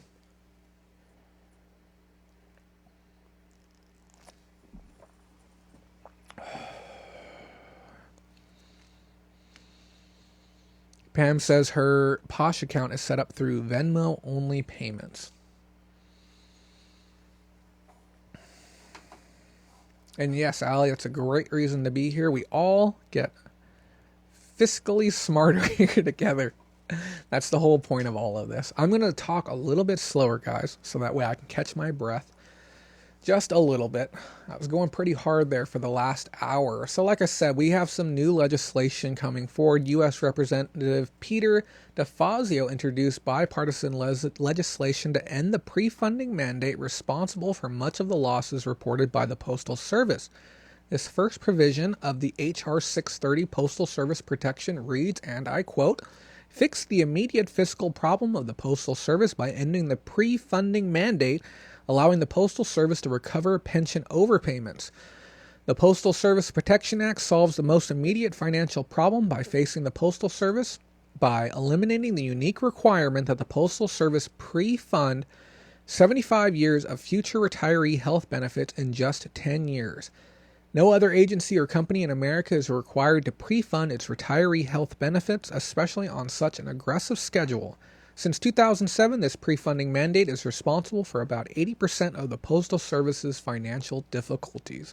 So basically what that breaks down to is that they have to fork out all this money for early pension. They got to fork out 75 years worth of pension, and they have to do it across 5 years. Now, I appreciate the fact that this is bipartisan. I think it's good. I think it has a good chance of passing.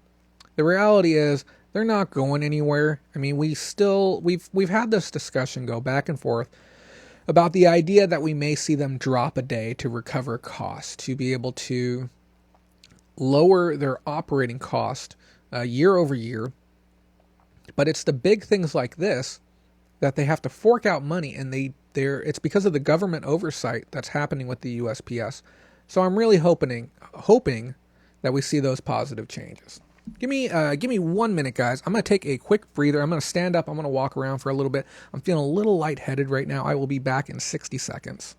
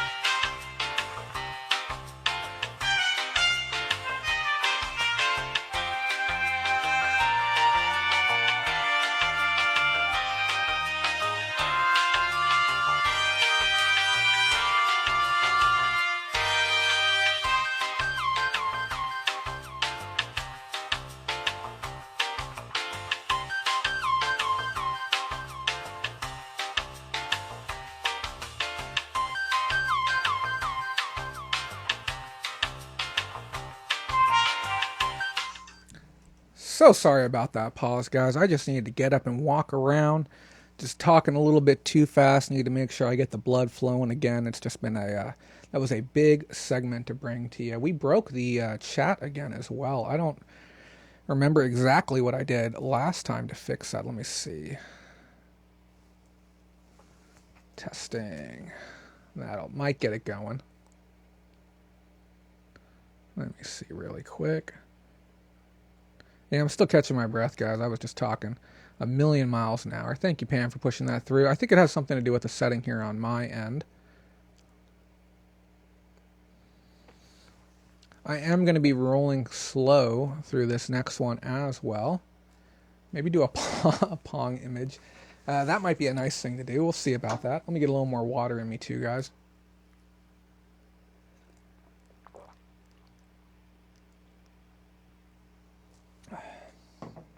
Thank you to all of you for tuning in and for your patience during that light pause. Let's go ahead and scale things back up again. Guys, we got one more story for you, maybe two more stories coming at. Actually, we got two more coming at you right now. First up, we have live auctioneers. There's a lot of people who are really upset about this one, and I truly don't understand why people are so fired up about this. Live Auctioneers is a auction company that has connections with over 5,000 auction houses, I believe, around the world. And it's an incredible thing that's happening. What they're doing is they partnered up with eBay, a new partnership, so that way when items fail to sell at auction, they move them over to eBay and they present them as a buy it now. Now, that's the way it's being stated, but I think it's going to go without saying. We're going to see some people who are going to want to run their listings as auctions, which could be a very, very powerful thing for the platform to see a potential revitalization of auctions on the platform. I think it'd be a huge missed opportunity if eBay didn't take advantage of that moving forward as well. But what's happening is they're bringing all these items across, and they're not just chintzy, junky items. They're very, very good items. We're talking about items, antiques, collectibles ranging from $50 up to $200,000. We're talking a full gamut on value on these items as well. Now, I understand why some people are in an uproar, and I've seen videos going out about this, okay? And I get the panic and I get the frustration. The biggest thing that I'm hearing that people are fired up about is the fact that they're going to receive prioritized placement within the site. Now, they haven't gone into detail as to exactly what that means. Now, I don't personally believe that that means that, you know, their item is going to place above yours within search. I think what's going to happen is that they're going to be receiving a special carousel on the main page or on a page where people go to look specifically for antiques and collectibles. This is a great thing, okay? Because we've talked before about other platforms, and when you go to their site and you don't see quality items immediately, you automatically lose faith within the value of the platform. Now, the thing is, if you go to a site like eBay and you're looking for antiques and collectibles, and the first thing you see is really, really nice antiques and collectibles, some world-class stuff that you might not see anywhere else, then it can be a very good experience to see. I'm sorry, a comment just caught my eye. KLC Reselling got to head to sleep now. Thanks for the awesome stream. And if you guys haven't checked out KLC's channel, please go check it out. And thanks for staying up late. I think it's almost 2 a.m. out there. But yeah, appreciate you stopping on by. So here's the thing. I think it'd be a huge opportunity if they missed out on this. I have a quote here as well regarding the press release. It says, auction house owners are first worried about supply and then demand. Now Live Auctioneers partner will be able to offer their consigners unprecedented access to both the Live Auctioneers and eBay audience in a buy it now format, no bidding required, said Live Auctioneers CEO Phil Mickelson. That's a heck of a name. I just read that for the first time. Auctioneers will not have to invest any additional effort or resources to take advantage of Live Auctioneers' special relationship with eBay, which means eBay may actually be doing the work on the back end, which would be a little bit interesting. Everything is fully integrated and organized so that unsold auction goods automatically list on eBay and are optimized for visibility. Okay, yeah, they're handling it internally. It's a unique marketing tool that auction houses can use to secure supply and increase their sell-through rates. So what's happening is we're seeing an increased level of quality items coming to eBay. We're seeing a massive amount of exposure and reach for the brand eBay, because every single person who visits one of the live auctioneering sites will be told, hey, you can go to eBay to get stuff too. And we've also talked about this before. It was on the shareholder call earlier about how eBay is working to encourage cross-category sales by serving up items and goods to people who may be interested in things other than what they went there for originally. So I get why some people are frustrated, but I really think that anyone who's fired up about this simply doesn't understand the state of the market and how this can actually be a fantastic thing for eBay. It can be a fantastic thing for you as a seller, and especially if you sell antiques and collectibles, this could be one of the greatest things that could happen to you, because we could be talking about hundreds of thousands of new antique and collector buyers coming to the website. I think it's great news. Pat, the reseller, President Accounted For, you are running 1 hour and 15 minutes late, and you missed a fantastic presentation that has left me short of breath. I went a little bit too hard, too fast, so I'm slowing everything down right now. But like I said, the surge of buyers that are coming to the platform, it could be absolutely fantastic for them. Last story of the day today, guys. I ran into this product while searching around online. E-commerce Bytes also did a story about it, but I went ahead, and Pat, you definitely go back. It's a show worth watching in my opinion. So I ran into this product. I think it's pretty darn nifty what they've created. I've reached out to the company to see if we can work some type of partnership, see if we can get some type of samples, see if we can get somebody on to talk about it, or maybe I might even be able to do some type of affiliate program with them. It's not often that I see a product and choose to openly support it on my show without any communication whatsoever, but it makes a heck of a lot of sense. Have you ever sold something online, a clothing item online, a high dollar one, and had it sent back to you under the suspicion that the item may have been worn? Okay? Whether it's a new item or a used item. Now, if you have a new item, I've seen this, I've been told about this, women will get the new item, and most times, on the big dollar stuff, the price tag's on the inside. Okay? Or sometimes the price tag can be placed in a place where it can be tucked to the inside. Or even, I've seen this, covered with a decoration piece, a large brooch, or what do you call it, corsage? A flower array getting covered as well. And yes, as Roger said, vintage items as well.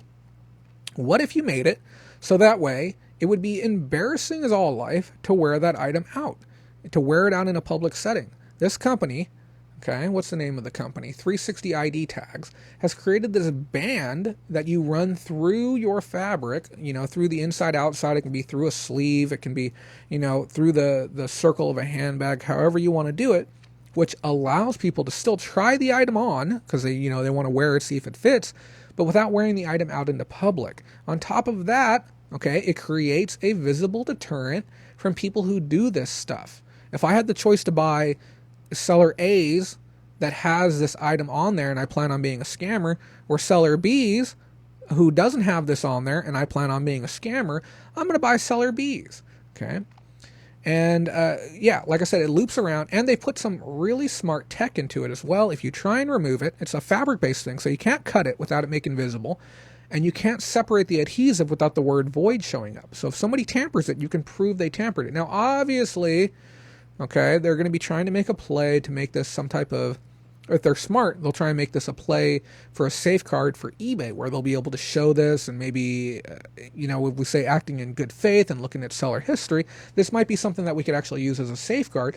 But this gives you the leverage if you need to file a police report, or if you have damaged goods, or one of the big ones a lot of people don't think about is the good old bait and switch, where somebody will buy one and replace it with a counterfeit and then send the counterfeit back. And this will save you a heck of a lot of trouble from having to deal with these. Now, the price point on this, it's about 50 cents a garment. So you're not necessarily going to use it on anything or in everything, but I would say if I'm selling a garment that's over $40 or $50, it's certainly going to be worth that little bit of extra material, and a little extra trouble to be able to slap one of those bad boys on there. And on top of that, they're all uniquely numbered. So somebody can't just use their own 360 tag and put another one on a different item. They've really thought ahead about this. I really like this brand. I might even look into seeing if they're taking investors right now, because it's a very, very strong, smart concept, and hopefully they won't get knocked off by another company attempting to do it as well. But yeah, that's a good one. How many people we got here with us tonight still? I want to take a look at our numbers, see how many people we have in the house real quick. That way I can figure out who I am preaching to right now as we move forward. Give me one sec. How come I can't see it? I can't see it right now. I don't know what's going on.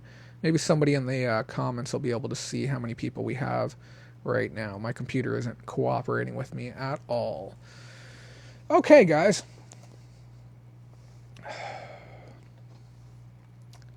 Last slide for the night. We got 27 people watching. Holy cow. Last slide for the night, guys. Like I said, I'm still trying to catch my energy back right now.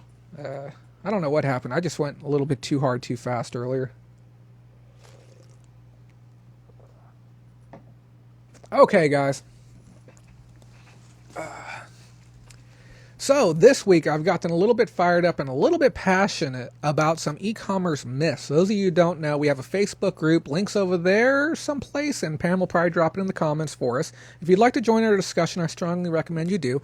I put up a post by Debbie Womack, a comment that was left inside of another group, at which I have been banned for now. I have been banned from the group.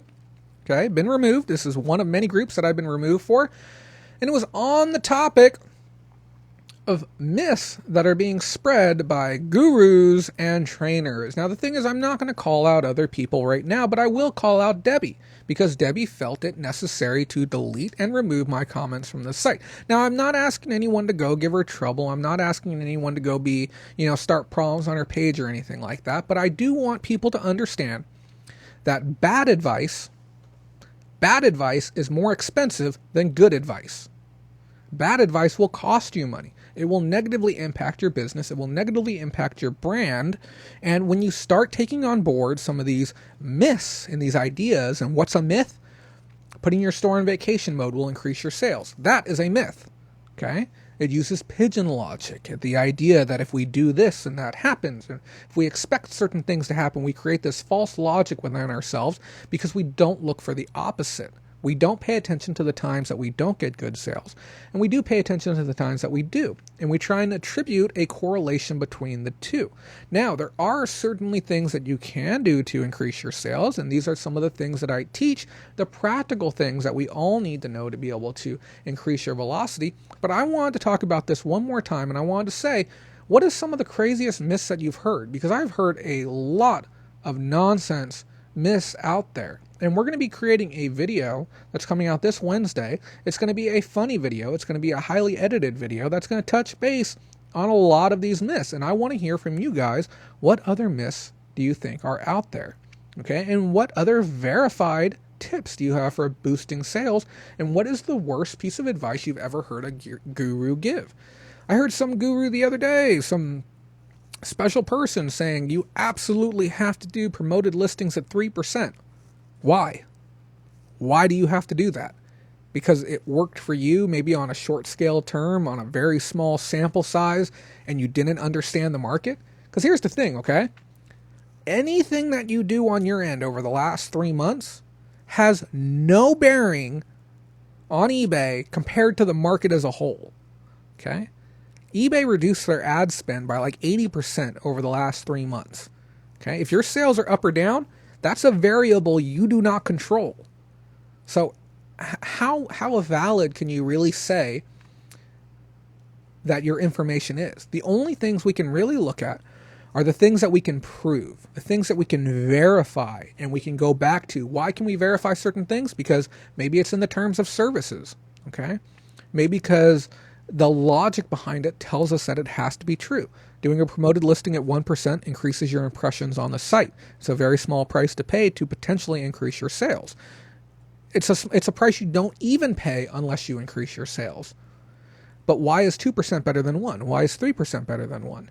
Okay. Why is 12 pictures better than 1?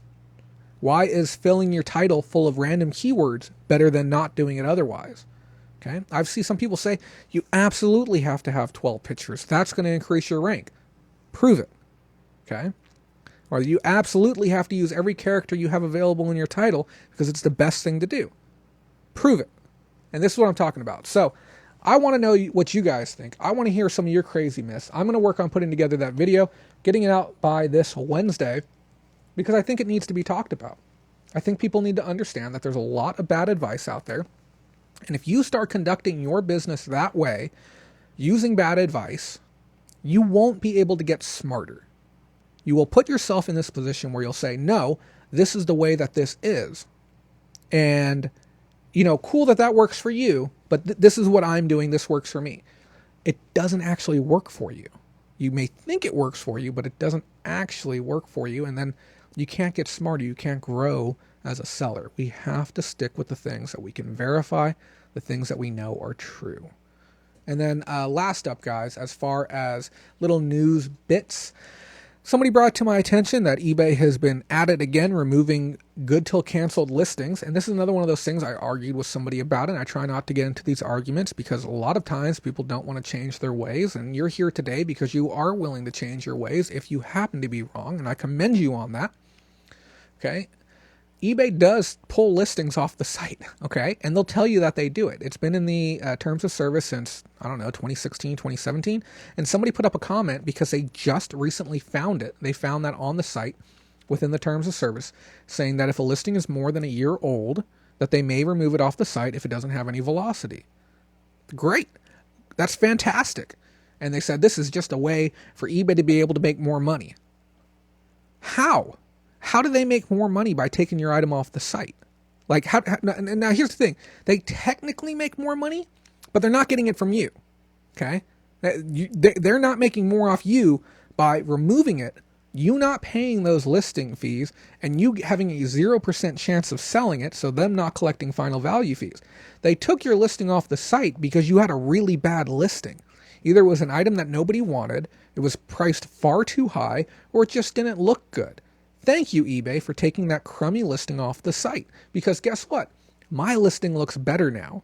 And when people come to the site and they are shopping for these things, the whole site looks better. And when a site looks beautiful, you're more likely to convert over and make the sale. So if you have confusion about your listings, that's your answer right there. Roger said he was an admin of that group. That's crazy. You've been all over the place, buddy. Robert, I agree. I think I was in there a few rounds last year. Cool. Joe says, I just take some pictures and post sometimes. I do promote it, but I don't always keep up with promotions, but I have a good sell-through rate. I believe a lot of what it has to do is the product you sell. Yeah, there's a lot that is based on product, but if we can standardize what we do and we can say, this is happening because of this, or this isn't happening because of this, now we can start making changes that benefit our business. If we're constantly just throwing stuff online over and over and seeing what sticks, we can't get better. We can't grow as sellers. But even for yourself, if you're just throwing products online, you can eventually at some point say, I have a higher velocity with these types of items. Maybe I should focus more of my attention here. But we even take it further than that. Am I doing better with these items because it's the item? Or am I doing better with these items because of the way that I price these items? Am I doing better with these items because of the way that I photograph these items? Am I doing better with these items specifically now because of the season that we're in? There's a lot of variables to take into account. It's important that we understand these variables and use them to our advantage. Knowledge is power. The more you know, okay? Using these tools and this understanding will make you more money, and choosing to ignore them, okay, voluntarily or involuntarily ignoring the writing on the walls, will cost you money. So I say, do some data, do some research. Joe 30725 says, keep up the good work. You too as well. I've those of you who don't know, Joe has just moved a little bit closer to me. Me and him are supposed to go out and do a little bit of sourcing. And also, thank you for the $1.99 super chat. And me and him compete a little bit. We showcase items back and forth with each other, and I've learned quite a few things off of him. He sent me a message earlier, like we were just BSing back and forth, and he said, I told him, I'm like, let's go out, let's compete in the real world, and he's like, no, you'll beat me, you're smarter than me, and I'm like, no, I'm not at all. I'm like, I have a different education set than you do. There's items I know, there's items you know, and it's this exchange of information amongst each other that allows all of us to get smarter together. Okay. And I understand there's some people that want to keep things close to the vest. Okay. I haven't bought one item in the last year that I haven't showed everyone on camera. Why not? Cool, you'll earn another BOLO. Most of you live hundreds of miles away from me. And even those of you, there's people who watch this show who live in the same town as me. There's people who live within an hour away from me. Cool. Now you know what I know. Great. And if you just put that type of attitude and that mentality first, and that's what I was talking with about the guy at the swap meet, and I told him, if you put that attitude first and you put everyone else first and you say, I'm going to help as many people as I can first, everything will be all right with you on the back end. And I'm always available. If you guys need assistance, you can message me anytime. I don't care if you're a patron or not. Okay. You're always welcome to message me. Oh, I forgot to bring up the last slide too, guys. Here is all the ways that you can help support the show. You can like our content. I forgot, I haven't even asked anyone to like the video yet today, guys. And if you are here, whoa, that's cool. I didn't know that stayed on top. And if you are a first timer here to our channel, do us a favor, subscribe. It really helps us out with what we're doing. And it's completely free. Okay, if you don't have a YouTube account yet, a Gmail account, I encourage you to make one. It definitely helps us out when you give us that subscription.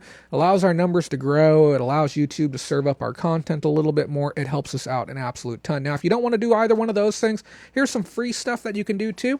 You can join our Facebook group. It's absolutely free to be a member. You can download the Honey browser, who's our sponsor this week. Those of you who have not used Honey, you guys are missing out. I just received another $15 worth of cash back from Honey by making purchases online. It's a completely free browser extension, costs you nothing to download it, nothing to use it, and all it does is when you go to buy something, even on eBay, okay, it'll say, hey, I'm going to check for a bunch of coupons and see if any of these coupon codes work. And you say, okay, cool, do it. Go ahead and run them through. And it cycles through every single coupon code it has from the internet, and it'll get you the best price on stuff. And I save money with it all the time. And then when you make your purchase, it's like, hey, I know you enjoyed making money there, but we're going to go ahead and give you an extra 2% as well. And the amount that you get varies. So download that browser extension. It's completely free. Thank you to them for sponsoring the show today as well. And then also, if you guys aren't using Pirate Ship, you can get discounted shipping through Pirate Ship. We have some fantastic training videos for that as well. bit.ly/cheap ship. Now, here's the thing, guys. You see this big old block of text over here to the side? That's for our Patreon. I know some of you guys hate hearing this. You hear it every single week. I understand, okay? Patreon is a fantastic program. We've had so many great people join the program, and I really do mean this. I'm not pandering or anything. The amount of intelligence that we have within that community, if you're somebody who's an e-commerce person, you say, I want to get smarter, or I feel I am very smart and I want to be surrounded by only other intelligent people. Like, I'm tired of the groups. I'm tired of the public setting. I only want to be around other intelligent people who understand the market. Come join our Patreon. Okay, we have like 30 plus members now. Everyone is super sharp, super friendly. There was pictures going up the other day of patrons who are meeting up and doing thrifting together. Fantastic. I love seeing that. We're creating a fantastic little family, fantastic little community. You get 24/7 group chat. You get one-on-one support from me. You get these really awesome thank you cards that you can give your customers. These aren't cheap either. These are printed. And Matthew, did you get your new cards yet? I'm curious about that. But yeah, you get these really high quality gloss cards, and they're customized to say your name on it. And if you don't want an eBay thank you card, we can help you make something else. We can do an Amazon, Posh, Mercari, whatever. But you get these fantastic perks for as little as 50 cents a day. You help this show stay on the air. You help move the goalpost further for what we're going to be able to do. We have a lot of stuff that we want to do in the future, stuff that it's expensive. And when you see the quality of some of my other videos, maybe you'll understand why. This show tonight took almost 20 hours to produce. Okay, 20 hours. And right now we are still not hitting our funding goals. And the reason is because I keep working harder to improve the quality of the show each week. And I, like Amazon, enjoy running at a debt because I would rather have the improvements now and believe that the brand is so strong that the funding will eventually catch up with me. So if you'd like to be part of our Patreon family, patreon.com/BOLO, sign up for as little as 50 cents a day. Or if you want to be a baller, $1 or even $2 a day. It really does help us out. Got some comments in here too. Joe30725. I got on Patreon chat, asked a question about some glass stuff and got an instant answer. It was pretty cool. Mindy helped me out and had answers right away. And on top of that, we helped Joe last week secure or to stop a return request for $650 from a scammer. We were able to put an immediate stop to it with a very aggressive letter. I'm also helping out another seller right now who's attempting to stop another fraudulent $350 return. We will put a stop to that as well. And if you have somebody take negative action against your account, neutral, negative feedback, malicious actions, we have domestic support within our Patreon organization. Okay, I know that there's a lot of kerfuffle right now about people losing their concierge support internationally. They're canceling concierge support all around the world. It may be happening here in America, but I still have access to domestic support, and we're not just talking eBay for business, okay? I have direct access. So if you have some crazy stuff happen on your account, you need somebody to reach out to somebody who can help make things happen, I'm your boy, okay? I'll be able to help you out. But yeah, if you'd like to check it out, patreon.com/BOLORama.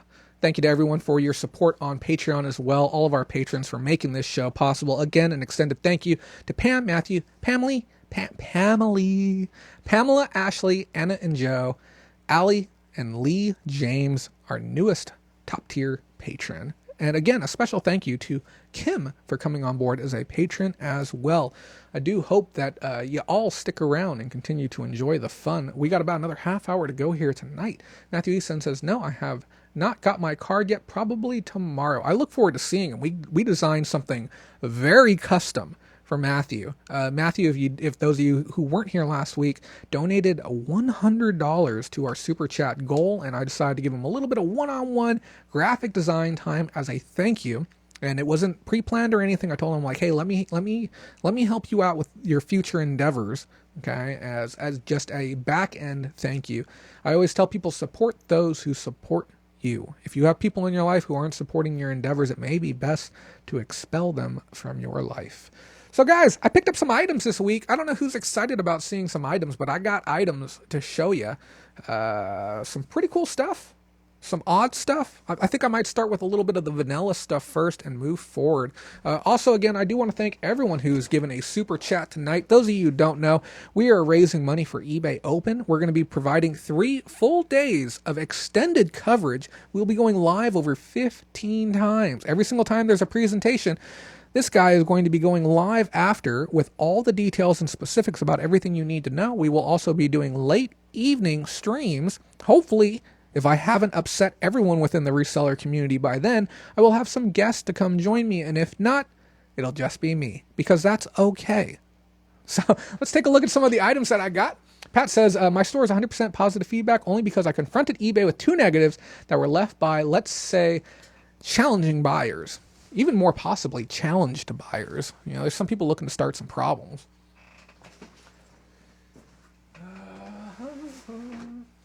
So I don't generally get a whole lot of clothing, but when I find quality clothing for a cheap price, I say, you know, the heck with it. You know, I don't do Posh, I don't do Mercari, but this really jumped out at me as being a quality piece of clothing. This is Billabong. These are board shorts or walking shorts or trunks or hybrids, depends on how you want to call them. They're embroidered on the side, really nice stitching. And they're size 33, which is a popular size with young men, and it could even be unisex, even though the sizing is for men. I could see a woman wearing this as well. Great coloring. 50 cents in on this. I expect to get 15, maybe even as much as $20 on the back end. This is a rush to action type item. I need to get this listed as quickly as possible. We are in the season. Generally speaking, most people will buy 1 pair of new trunks or 1 new bathing suit per season. Men usually every 3 seasons, women maybe every season. So I need to get those up as quickly as possible. This is an interesting one. Now, I think I may have had one of these at some point in time, but I really can't remember. Maybe you've seen me have one of these before. This is a fire shelter, and this is for individual use. This is something that one person would use to protect themselves in the event of a random fire occurring. I just realized that these instructions are made of Tyvek. Maybe that's just to ensure that they last longer. But yeah, you would basically protect yourself from a fire with this little setup. Are they asking you to dig a hole first? Who in their right mind digs a hole first? I mean, I guess if it's like guaranteed the fire is coming and there is absolutely no way you can get out of the area, but I would be really hard pressed to say, you know, I'm not running for it, I'm digging a hole. I'd be hard pressed. But if it guarantees your survival, I mean, I guess go for it. Oh yeah, I paid $3 for this. It's going to sell on the back end for about $35 to $40. Good consistent sellers. Yeah, I know. If there was a tiny shovel in here, I'd be floored. But yeah, you can see everything. When you buy these, you want to make sure that it's still sealed. It has the pull tab intact. This is the smaller of the two. This is a heavy item that's going to have to ship inside of a padded mailer. This is worth $40. The large size, which is actually inside of a blue one, it's probably about 6 times the size of this, maybe 4 times even. is worth about $200 for one of the big boy ones. So definitely keep your eyes open. Anytime you see something that's always unique or specialty type item, this is something that you're going to want to go after. It's not often I talk about this, and it's a well-known BOLO within the community, but if you're somebody that isn't in the know, maybe you've been a part of a group that doesn't enjoy sharing BOLOs with everyone, this is a combo DVD VCR setup. Now, this isn't the most valuable and this isn't the most glamorous one to have. This one's worth about $70. And it's only worth $70 because I have all the cords. I have the power cord, the video cord, and the remote that goes along with it. I also witnessed the gentleman turn it on and use it, so I felt a lot more comfortable about paying the ask price that he was asking. I was able to get this with a couple of other items for $13. Now, I understand this is a big boy item. I would prefer to sell this to somebody in California, so I may even do calculated shipping to where the ship cost might be $10 to somebody in Cali, but about $30 to somebody on the East Coast. And it's not often I do that, but with an item like this, I think I can get away with making that happen. And then this may also be a good item to put on Prairie Grit as well, because I can offer it for a few bucks less, because there's no final value fees over there, to be able to ensure the sale with a calculated shipping option on there as well. And yes, Pat, combos sell great. Some of them sell as high as $150, $250 depending on the brand. Always do your research before buying them. Just because Jay has one here that's worth $70 does not mean yours is going to be worth $70. Yours could be worth substantially more. I'm still catching my breath, guys. I was going so hard during that presentation. I don't know if any of you guys have ever been in a situation where you've talked nonstop at high energy for an hour. It takes a ton out of you, because I don't even think I slowed down to read comments that much during that, but it's a heck of a thing. Here's the remote for that bad boy. If you can get the remote, that's always good for you. Roger, I've seen your streams, okay? You get a little animated, but I mean, there's a lot that goes into those presentations. Kim says, sold 3 of those last month, max 150. Okay. Not bad. I think there may be some specialty ones. I'm gonna defer to Joe, because I know Joe sells a lot of these, or if Landshark's in the crowd out there, I know he sells a lot of those too. Maybe if somebody could share what the most valuable one they've sold or seen sell is, because in my understanding, I think they go as high as $250. So unless you're referring to your own personal experience with selling them, that you've gotten that much as your max for one. They have some that are just for medical use that sell for $500 or $600. Holy cow. Good to know. Thank you, Pat. Always there with those detailed facts.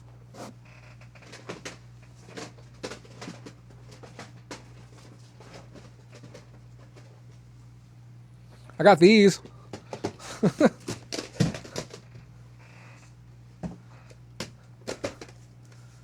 One of these things is not like the other. One of these things just doesn't belong.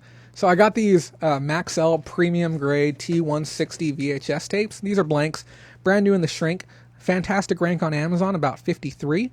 And thank you for the clarity, Kim. Wasn't trying to do shots fired or anything, but just want to make sure we're all on the same page there with that. I would kill to get 150 for one of those things, though. I agree completely.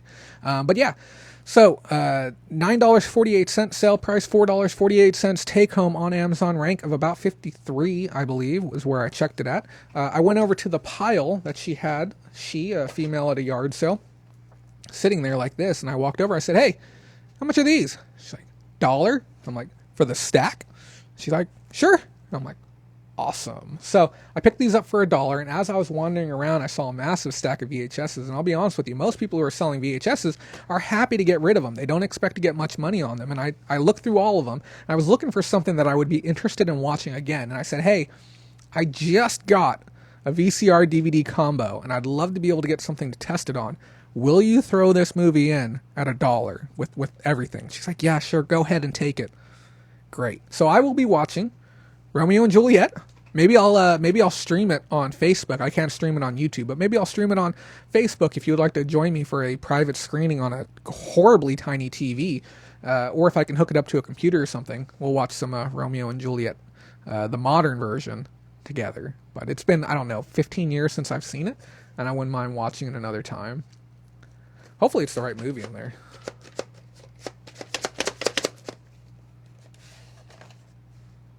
It is. Lovely. So yeah, a great return on investment for these. Like I said, I'll make $4 a piece on them. We have 7 of them. 7 at $4, $28 coming in. Yeah, not bad. And you'll have to forgive me. Everything's really packed tight over here, right? Or packed very tight over here right now. I picked this up too. I didn't do any research on this. This was part of the deal that I got. I love the fact that it has this little Tommy gun barrel cartridge down here at the bottom.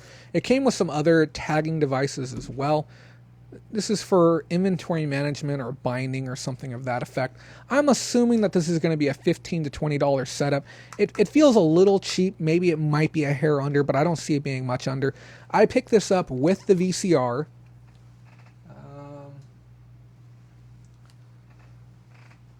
I picked it up with the VCR, and I also got a dog leash as well. I paid $13 for everything together, just so we're on the same page with it. This is the dog leash that I got. Initially, when I picked it up, I thought it'd be worth just a bit more, but I expect to get about $20 on this. Now, this is a Flexi Giant L dog leash. Yeah, really high quality leash, super, super long. As long as it doesn't bind up or kink or anything, I'll be good to go. Yeah, it appears to be fine. As always, though, patrons, if you need something like this, don't be afraid to reach out to me. I'll be happy to sell it to you at cost if this is something that you plan on keeping for yourself. This is a good item to get as well. Not all dog leashes are going to be worth that kind of money, too, guys, so be mindful of that. So that was the extent of my yard selling. The yard selling itself really wasn't that hot. Now, don't get me wrong. I'm going to make $150. I'll probably make $200 on everything that was there. It was a 3-day. Excuse me. Still catching my breath, guys. So yeah, the yard selling didn't go that great. We had an issue where it rained the day before, so it really kind of reduced the amount of people who are willing to go out and do that work. What's up, Land Shark? I was just talking about you. So there wasn't that many people out doing the yard selling, but the people who were out there were actually a little bit more motivated, and I also ran a different route than I'd ran the previous week. I would say that if you find a good route where you can consistently find good amounts of yard sales, work it as best you can, but still continue to try and expand your working radius as far as you can. The more areas that you have to work, the better, especially when you're dealing with like seasonal issues, weather and rain and stuff like that, or even snow in your area. But try and get as much stuff as you can. I've been leaving at 8, staying out till 11, and then I ended up in this really crazy community as well. I didn't even realize that we had retirement communities like that in this town. There was a full 18-hole golf course surrounded by houses and these crazy windy roads, and it was a retirement community, and everyone was going like 10 or 15 miles an hour, and there was golf carts all over the place. And when I found this sale, everyone was super freaking friendly, so I plan on going back to that area again in the future. If you have one of those types of areas nearby you, definitely go after it, see what you can find. The deals seem to be pretty good out there. So today, I went to the swap meet. I still got a bunch of stuff in my bag. I haven't even taken it out yet. And then I got a box of items, which is really frustrating because I had to carry this bad boy all around the swap meet until I left. Very exhausting as well to do that, because I had this in there. I don't know why, but Amazon said I can send this in. Swiffer WetJet refill. It's a 2-pack. Nice little SKU on the back. This marks as grocery. And it said that I am authorized to sell this in new condition. Now, I really want to challenge that statement because I don't have approval in grocery. But if somehow I've been approved, or if this is one of those accepted or exceptions to the rule, I'll be thrilled. This is a $35 sale price with about a $28 take home on it. I paid $3 at the swap meet for this. It's very, very heavy. Even holding it right now, it's 3/4 of a gallon worth of fluids that I lugged around with me. And it's very low on the viscosity, so the density's through the roof. And then I also picked this up. This is weird. This is so weird. This is one of those things where I'm like, guys, I don't even know what I'm doing anymore. This is made by, oh my God, it's made by LJN. Holy cow. Those of you who don't know who LJN is, go watch Angry Video Game Nerd. He made a video about this. I got it upside down right now. This is the adorable Dora doll. And it's upside down because the bottom of the box is decimated. I haven't even pulled this thing out yet. I don't know what kind of condition it's in. No comps available on eBay, active or completed. I plan on Terapeaking this bad boy.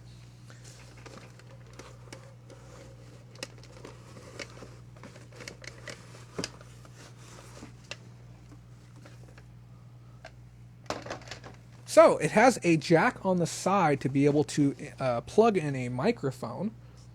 Has an on-off switch as well. It's a cute little piece. It's the adorable Dora. I don't know what it's worth.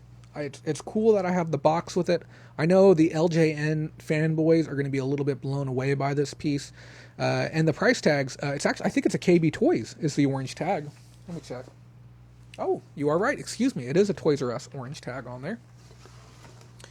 Really does speak to the age of the item. I got this as part of a bundle deal. I'll be showing you the other items here shortly. Yeah, it's an odd item. It's a very odd item. Apparently, you plug in your microphone, you sing, and I think it moves and sings with you as well. Would you like to watch me test it? When I get batteries in, there's heavy corrosion across the bottom, but I do believe that this type of item can be restored, but I will be checking what it's worth first to see if it's worth restoring or not.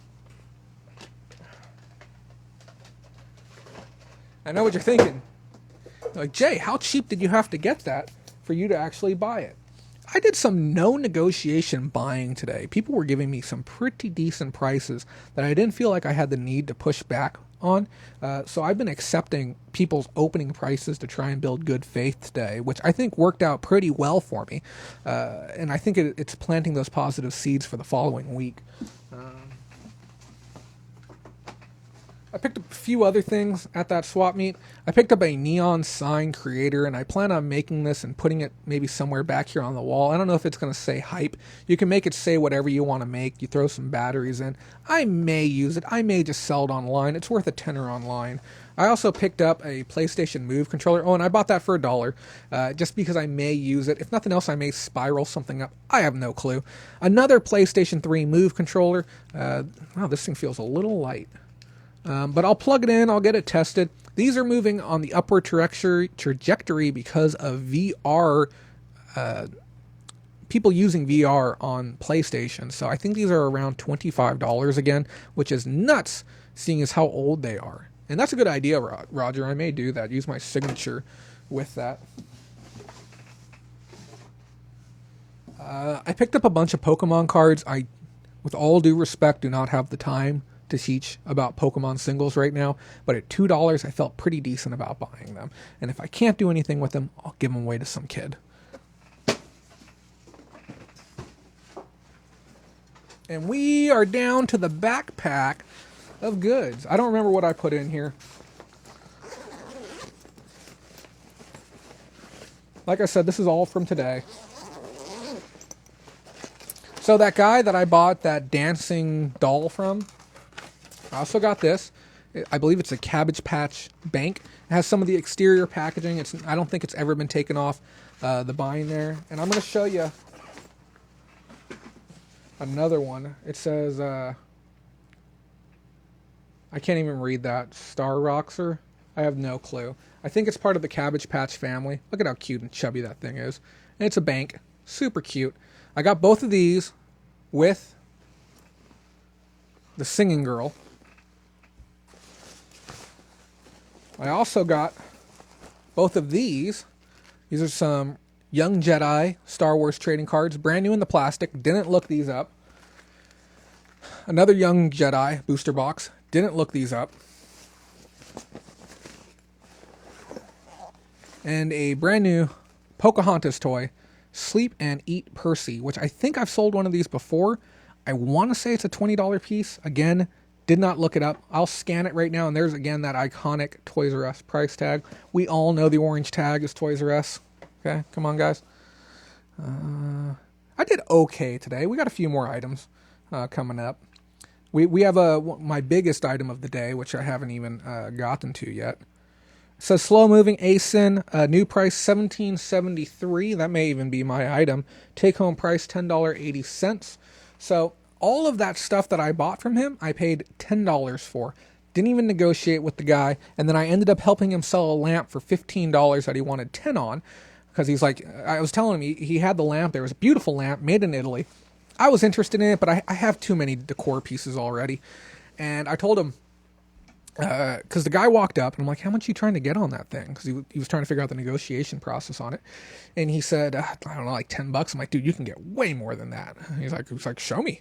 And then I ended up doing the entire sales process there at his booth, bundling up, reverse bundling, negotiating with the customer, sold it for $15 for him, opened at 20, closed at 15, told him, keep the $5, buy yourself lunch, yada, yada, yada. And this was after he gave me a great deal on this. So he planted some good seeds with me. We had a great discourse. I ended up texting him, getting him my information for the show, and then assisted him with his on the back end.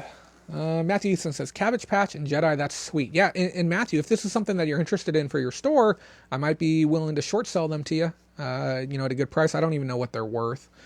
But happy to get them for the price. Like I said, if that one item will pay for the entire order, and I'm sure I can get somebody to jump after that LJN piece just because it's so odd. We got 2 more items, guys, and then I'm going to jump off for the night. I am still exhausted. I got to get some better sleep. I've been eating garbage lately. I've just got to start eating better. I tried to have some pasta and beans with fish before the show tonight. This is a little smashed up. This is an Andy Warhol inspired Marilyn Monroe puzzle by Seco brand. Didn't scan this. Let's scan this. I bought it because it was new, even though the packaging is kind of crispy or crisped up, crunched up. And guys, if you have any questions tonight, I will take them while I am on air. This exact one is not coming up.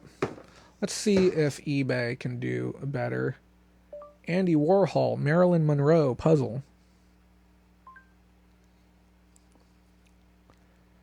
So it's showing 15 free ship. This is actually, again, going to be going with my friend Susan to be consigned in store. I will get the full 15, most likely, after paying the fees to have it at the store. Stuff like this sells great because it's inside of an art store. So this is a perfect type of product to place inside of there.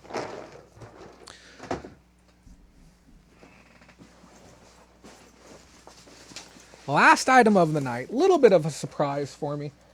Didn't expect to get something so valuable today at the swap meet. I walked out there today, guys, and just the energy was off. Mother's Day, there just wasn't as many vendors out there. A lot of people brought out the same inventory as previous weeks. It was just a little bit of a tired time to be out there. And as soon as I got there, I said, I don't think I'm going to make any money today. I don't think it's going to be that great. It was about 10 minutes later. I was carrying on through, and I see just a generic USB 5-port by Belkin, and I didn't think much of it. Now, I know some of you guys are going to go look this up on eBay, and you're probably going to find some horrendous price. I don't know what it's at on eBay, but I will tell you on Amazon that this bad boy scanned in for nearly $80, which is nuts, okay? And I negotiated with the lady. I paid $4 for this. Now, obviously, the packaging is a little gammy. I get that. I'm going to take some time. I'm going to clean it up. I'm going to make sure everything looks good, so I'll be able to send it in as new to be able to get that money, unless it's something that's really grossly overpriced on Amazon. But at $4 in, I could frankly use this type of expansion card in my computer. I would not mind having an extra 4 USB ports on my secondary device. This would be a good thing to have. So if any one of you guys want to look this up on eBay, by all means. But that's my pickups for the weekend. Nothing too crazy, but we certainly did learn a lot. Roger says, do you do better on consignment or online? 100% online. I barely touch consignment. I'm barely even getting into it. I would say if you have the means to do it, I mean, anywhere where you can get your inventory is another opportunity to make money. You may as well take it. You may as well take that opportunity to make some more bucks. Brandy says, Mercury in retrograde again. I am not following your comment. So if you could clarify, that would be fantastic. So, guys, It's been a fantastic show today. Let's go ahead and talk about some final thoughts. Now, last week, we spoke about being the best version of you, which obviously seems to be a reoccurring theme. Okay. We also talked a little bit about the importance of mental health. If you haven't checked out, there's a channel called Money Mental UK, and it's a channel that focuses around doing reselling as well as mental health. He's a great guy, fantastic person. Friends with the KLC reseller that was here earlier as well. I recommend you check her out too. But we covered a lot of that stuff, and I think you may want to go check out his channel if you're somebody that is thinking about those things or you're concerned about those things. It's definitely something to be a part of. Let me catch up on these comments. Feeling of the event was off. I am not following. I am really not following. I apologize. Yeah, if you could clarify a little bit further. So earlier we had mentioned something because we had somebody pop in and pop out, and again, no disrespect to that person. We talked about the prioritization of time and how you are using your time to better yourself and move your goalpost further forward. And I think it's an important takeaway to understand that what you put into your business is going to be a direct reflection of what you get out of it. I did a show with Corey, and we talked about the importance of putting your time in. Now, if you're a young person, if you're in your 20s and 30s, it's important to understand that you're going to be trading off this time now for stability later. Okay, that if it's done correctly, the investment that you put into your business and you put into yourself will pay dividends for you later in life. It's going to allow you to take that trade-off of your time now and be able to have more time for things like partners and friends later, because you should be able to put yourself in a position where you have passive income coming in, whether that be through property, whether that be through residuals or affiliate deals, arrangements, whatever you may have. Okay. Today, I want to talk with you about the importance of what are you willing to do to get ahead. Okay. What are you willing to put in to differentiate yourself from other people within the market? Now, it could be any market. You could say, I'm a reseller, I'm a content creator, I have a web store, I do Facebook marketing, posh marketing, I enjoy collecting bobby pins. It can be whatever you want to do. But I always have to ask people, what are you doing differently than everyone else around you? Now, it's very clear here we do something different, okay?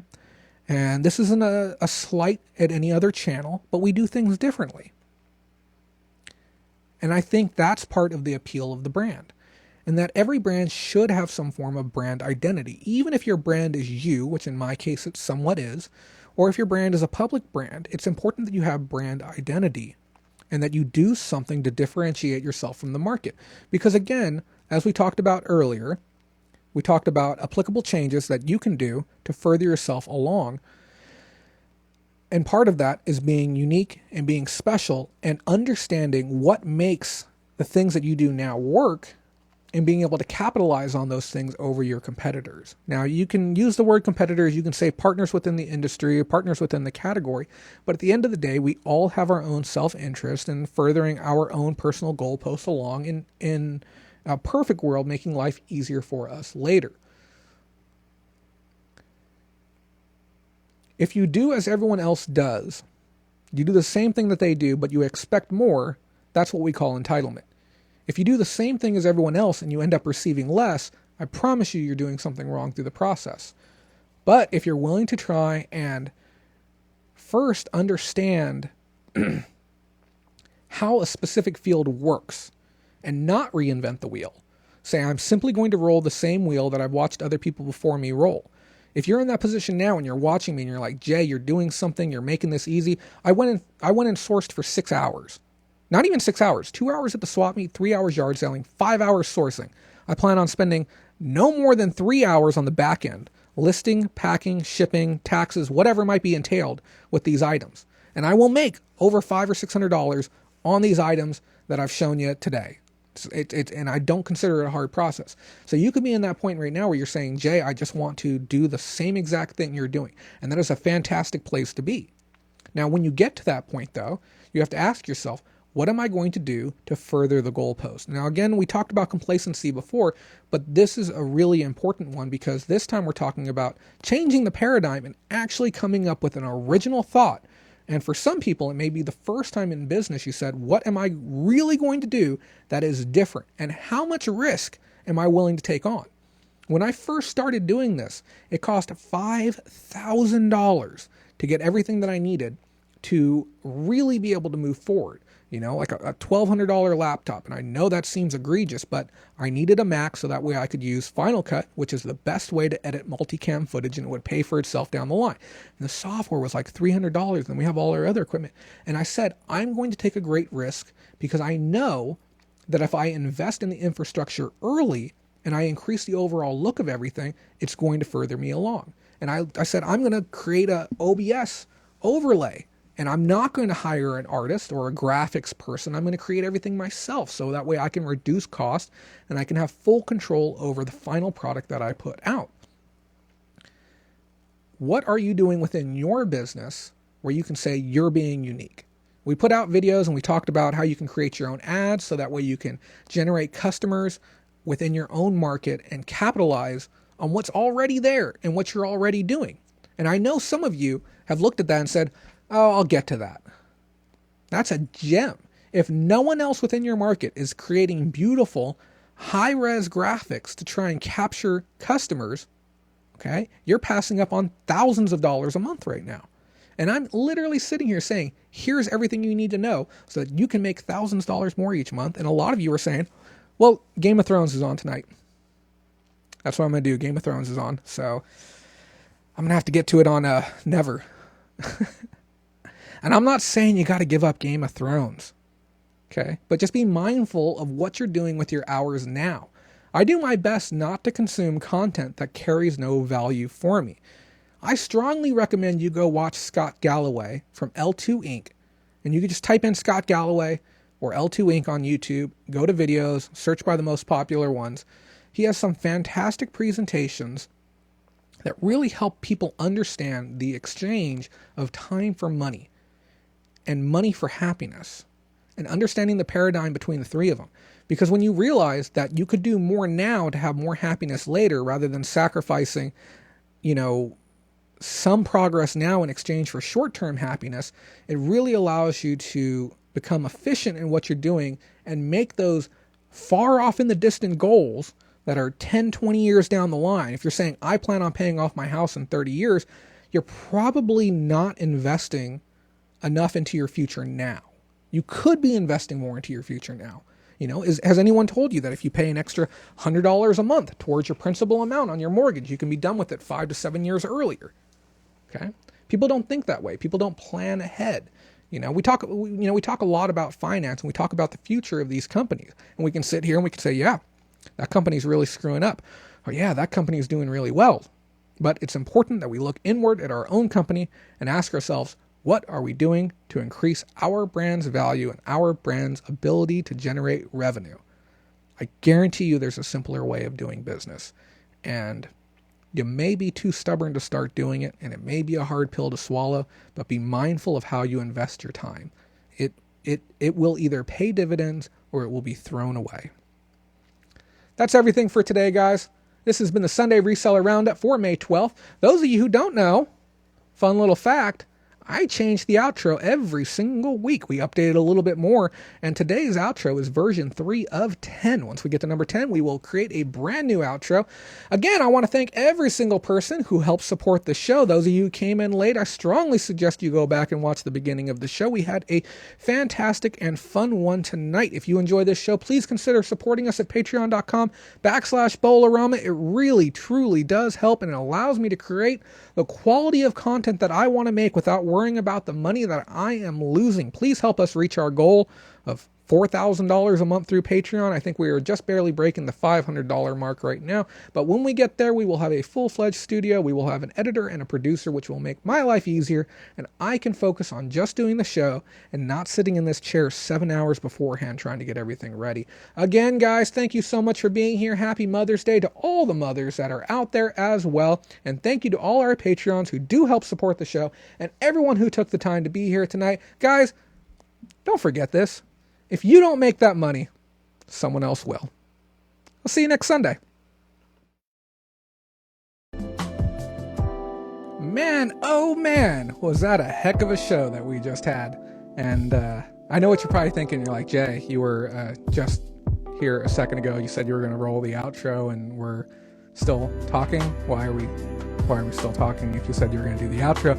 Because this is the outro, and you didn't even realize it. Yeah, I know things don't always seem as they appear, but I thought I would make a little gaff of it, have a little bit of fun. So just like with the last one, 10 revisions. This is number 3 of 10 that you're going to be seeing over the next 10 weeks. We've been doing this forever now. So I guess we'll start out as always and say thank you to our base level patrons. Thank you to all of you for supporting the show for so long. Some of you guys have been around forever. I truly appreciate that. And then I also want to give a thank you to our premium level patrons, those of you who have been contributing even more to help keep us on air. Thank you to all of you as well. And it's going to be a little bit more difficult. Obviously, there's no green screen, but we're going to have a whole lot of fun with this. And lastly, we have our premium tier patrons, which I don't think we have any as of now. Well, if we do, place some right there, but I don't think we do. So thank you so much for watching, and just remember, your guys' continued support is what keeps me on air and keeps me working hard and keeps me digging up the truth, so that way we can all grow smarter and financially proficient together. That's about it. Have a great day.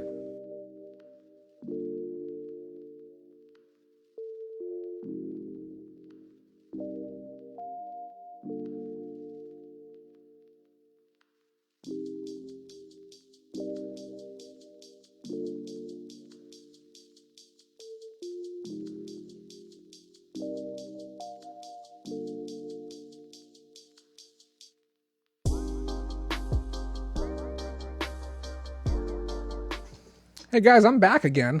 I think I may have rolled the wrong outro. Give me 1 second to investigate what's going on really quick. You may see it start playing again. I put something special in that outro, and I'm worried that it did not roll through. And it was, I put a lot of work into it. So give me 1 second to verify exactly what's going on real quick, because I don't want you guys missing out on the proper one.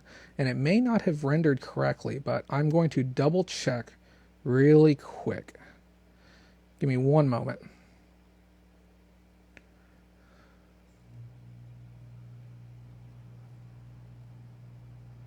I am trying to figure out what happened. You know, I don't think it captured it correctly. So what we're going to do, this is going to be a little bit non-traditional. This was not supposed to happen this way. Let me see what I can do really quick, guys. Shazad, you missed the entire show. We had a little bit of an issue with the outro, so I'm trying to get it slapped together really quick for everyone, so that way we can see it correctly. I don't have any clue why. Oh, the entire bit is missing. What happened? Give me 1 second, guys.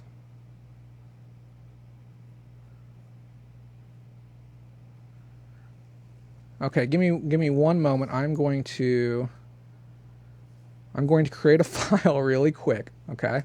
I know this seems a little bit weird. I've got to generate the file and export it. Share. I don't understand how that happened. I don't think I backed up enough when I was editing it in Final Cut. So let's just call this final bit. And we're going to go ahead and save this to the desktop. Give me 1 second while this renders. I don't even know how that happened. But yeah, those of you who are watching the outro, we just did like a little transition out. And if I didn't work so hard on this, I wouldn't care. But I put time into this. Shazad Hussan says it's 3 in the morning in the UK. Yeah, we just had KLC was in here earlier. And then earlier than that, Money Mental UK was in here as well. And I didn't see Corey tonight. I don't know where he's at. How did you make it go back like this? Yeah, this is still the outro. No, it's rendering right now. It's at 50%. It's gonna generate the file pretty quick. But yeah, I don't know how that happened. I wonder if I can generate the whole thing real fast. And I don't want to do a capture or anything, but it's very important to the storyline. I may even render the whole thing out again, just because that's so frustrating to have that not execute correctly. Does anyone have any questions? Maybe I can just answer a question really quick for everyone. Matthew's checked out for the night. Have a good night, Matthew. It went back to the beginning. Yeah, I know. This is where I'm at. We're just rendering this file really quick. like I said, it was an interesting thing that I made. So we're sticking around until it's done. Because the thing is, guys, you don't know this, but I've planned out the entire story for the next 10 weeks or next 7 weeks worth of outros. And if any one piece is missed, it will screw off the effect for the entire bit. So I want to make sure that it's done right. I just rendered the clip. I'm going to see how long it takes to render the entire thing because I wouldn't mind showing it correctly. I'm going to turn on extra fan. Landshark, how are we interacting with the outro? I don't understand what you mean. Okay, I got you now. Yeah, it's super advanced simulation that we have going on right now. Master file. Reverb. Okay, I said screw it. I'm rendering the entire outro again. I don't care. It's only gonna take 2 minutes to get it done. So, how is everyone doing tonight? Let's go ahead and shout out some creators. Shazad is a creator. Landshark is a creator. Go check out their channels if you haven't done so yet. Roger says he said I liked watching the graphics. Yeah, we need to do some more graphics creation here on the channel. I think there's a lot to be learned about that. And those of you who don't know, we did an extended training for that on page 2. It's totally worth checking out. Hey, Kim Gillette, thanks so much for subscribing. I appreciate those first-time subscribers. We did good tonight, too, on the support towards our goal. We definitely got to get there a little bit quick. eBay Open is very quickly approaching. Let's see where we're at on the render. We're at 50% on the render for the entire outro. I should have just done that to begin with. This is why we need that new tech. Matthew says, I didn't check out. I'm waiting for the outro. I appreciate that, Matthew. This is what I'm talking about, the dedication. Dedication to the cause here. Because it's an interesting bit, and it has to, you have to see this one for the next one to make sense. If you miss this one, you're going to be like, what is going on? Why is this happening? Yeah. So what do we do in stage 1? We showed the basic outro.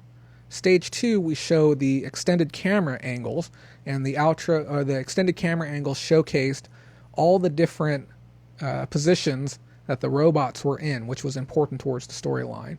Trying to get this to play on my TV. Oh, okay. I'm sorry to hear you're having those issues. So, playing YouTube on a TV is one of the most frustrating ways of going about it, especially if you're using the embedded tool for it. Money from Mars on the edge of my seat. It's not... Okay, here's the thing. I need you to take your expectations and bring them down just a notch, but it is going to be a reflection of the insane amount of work that is going to be going into the next 7 outros. Okay, so it's a little crazy. Okay, I think it's done. Let me see.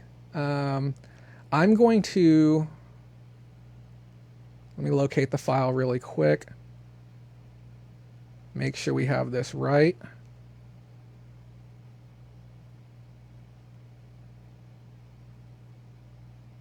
I'm just waiting for it to hit my desktop. Oh, come on. I know you're done already.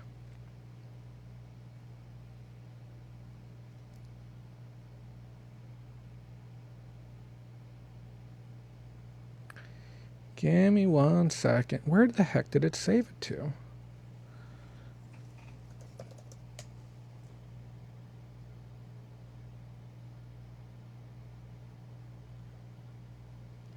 Yeah, it's making this very difficult. I may only be able to show you guys the tail bit that was missing from the outro because it doesn't want to drop it onto my desktop.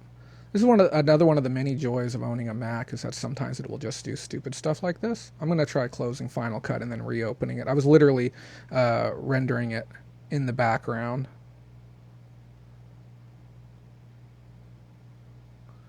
Let's see. Trista, hey. We had some technical difficulties. That's why we're still on the air right now. We're trying to get them sorted out. Thanks so much for tuning in tonight, too. Definitely go back and watch the replay if you haven't seen it yet. Give me 1 second, guys.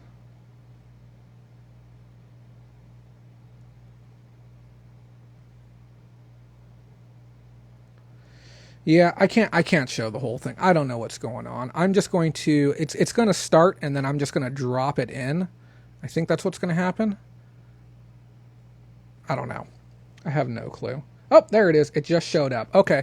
So I'm going to switch over to my outro tab, and the outro is it's here, let me. Okay. Here we go. Hold on one second, guys. Properties, browse, desktop, reverb. No, don't play it. Open. Okay.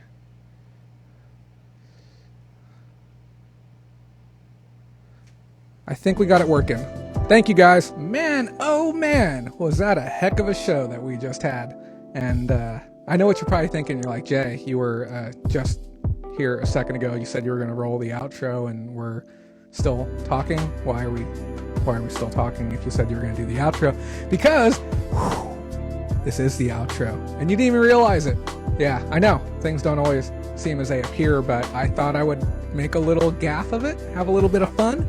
So just like with the last one, 10 revisions. This is number 3 of 10 that you're going to be seeing over the next 10 weeks. We've been doing this forever now. So I guess we'll start out as always and say thank you to our base level patrons. Thank you to all of you for supporting the show for so long. Some of you guys have been around forever. I truly appreciate that. And then I also want to give a thank you to our premium level patrons, those of you who have been contributing even more to help keep us on air. Thank you to all of you as well. And it's going to be a little bit more difficult. Obviously, there's no green screen, but we're going to have a whole lot of fun with this. And lastly, we have our premium tier patrons, which I don't think we have any as of now. Well, if we do, place some right there, but I don't think we do. So thank you so much for watching, and just remember, your guys' continued support is what keeps me on air and keeps me working hard and keeps me digging up the truth, so that way we can all grow smarter and financially proficient together. That's about it. Have a great day.